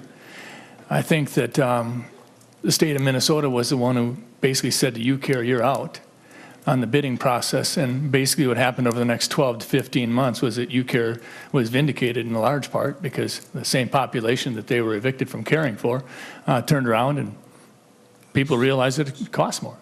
So the bottom line is, I don't think the health plans, the insurance carriers should be demonized. I think that they have a mission statement to help, and they're trying to be a part of the solution.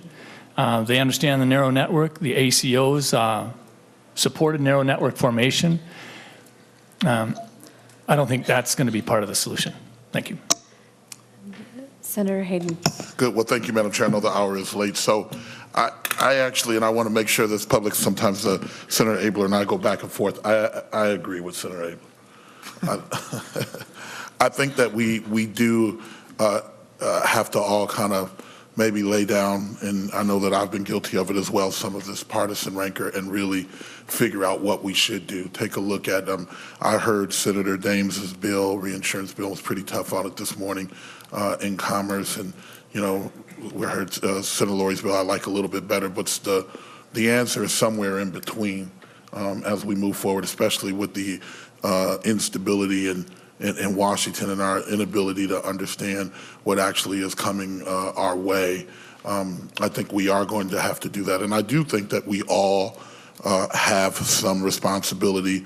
I know, Dr. Spencer, that, you know, I've been here for 9 years and seen this kind of wave come back and forth. And we all do have some responsibility. The legislature, the providers, MCOs, we do have some responsibility for this issue. I think we all need to read our own mission statement and figure out why we're here and what we're going to do, and those very people that are watching us today and those very people that are in the audience that depend on us to do right by them. And I think that that is what we need to do, and I think that as we continue to do that and work with each other and rely on our experiences, I think we can come up with something that allows us to have a marketplace in 2018.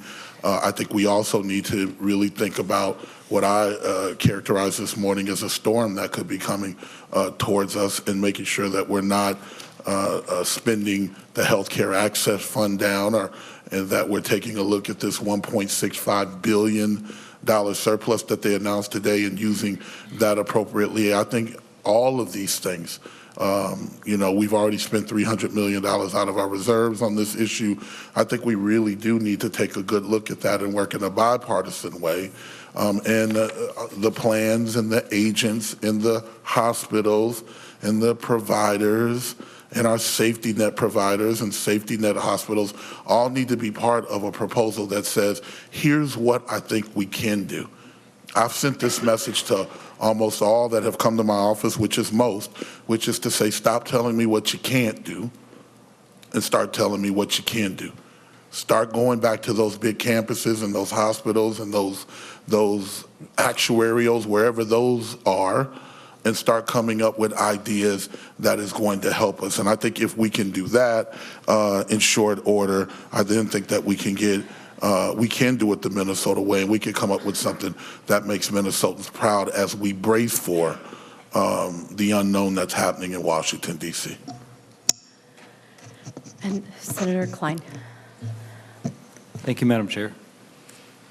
I also congratulate and thank Senator Abler for his comments, and I agree that this is a problem before all of us, a problem that all of us have helped create, and that we should all dig in with humility and solve together to the best of our ability, setting aside partisan rancor, as you say, Senator Hayden.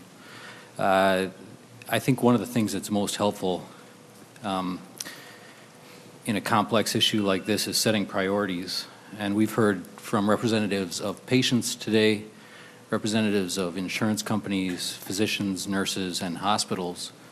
If I had to prioritize those, and if I had to express what Minnesotans think should be the priorities, It would start with patients and with individuals, and the others would line up somewhere behind.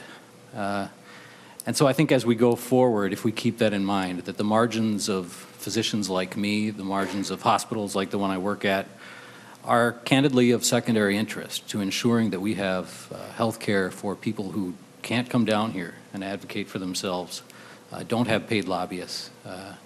And that is a principle that I will try to hold foremost, and hopefully my colleagues will join me.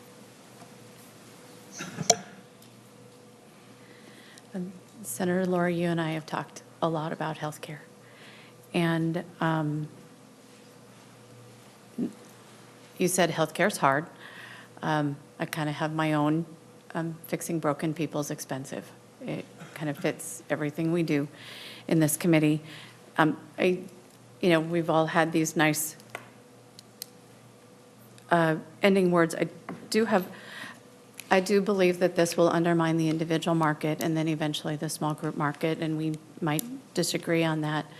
But if the individual market goes away, and this is a sincere question, what happens to our benchmark plan that we get the APTCs from? I was just thinking about that our healthcare is so complicated that if the individual market goes away, how do we calculate our APTCs? Madam Chair, I don't think the individual market is going away. These are individual market product lines. They're part of the waiver that they're trying to accomplish and have received some technical assistance from CMS, CISIO, and Revenue is to be held harmless and look at what rates would have been absent the Minnesota Care buy-in option as well, and have some indication that there's a willingness to consider that from the line staff in DC.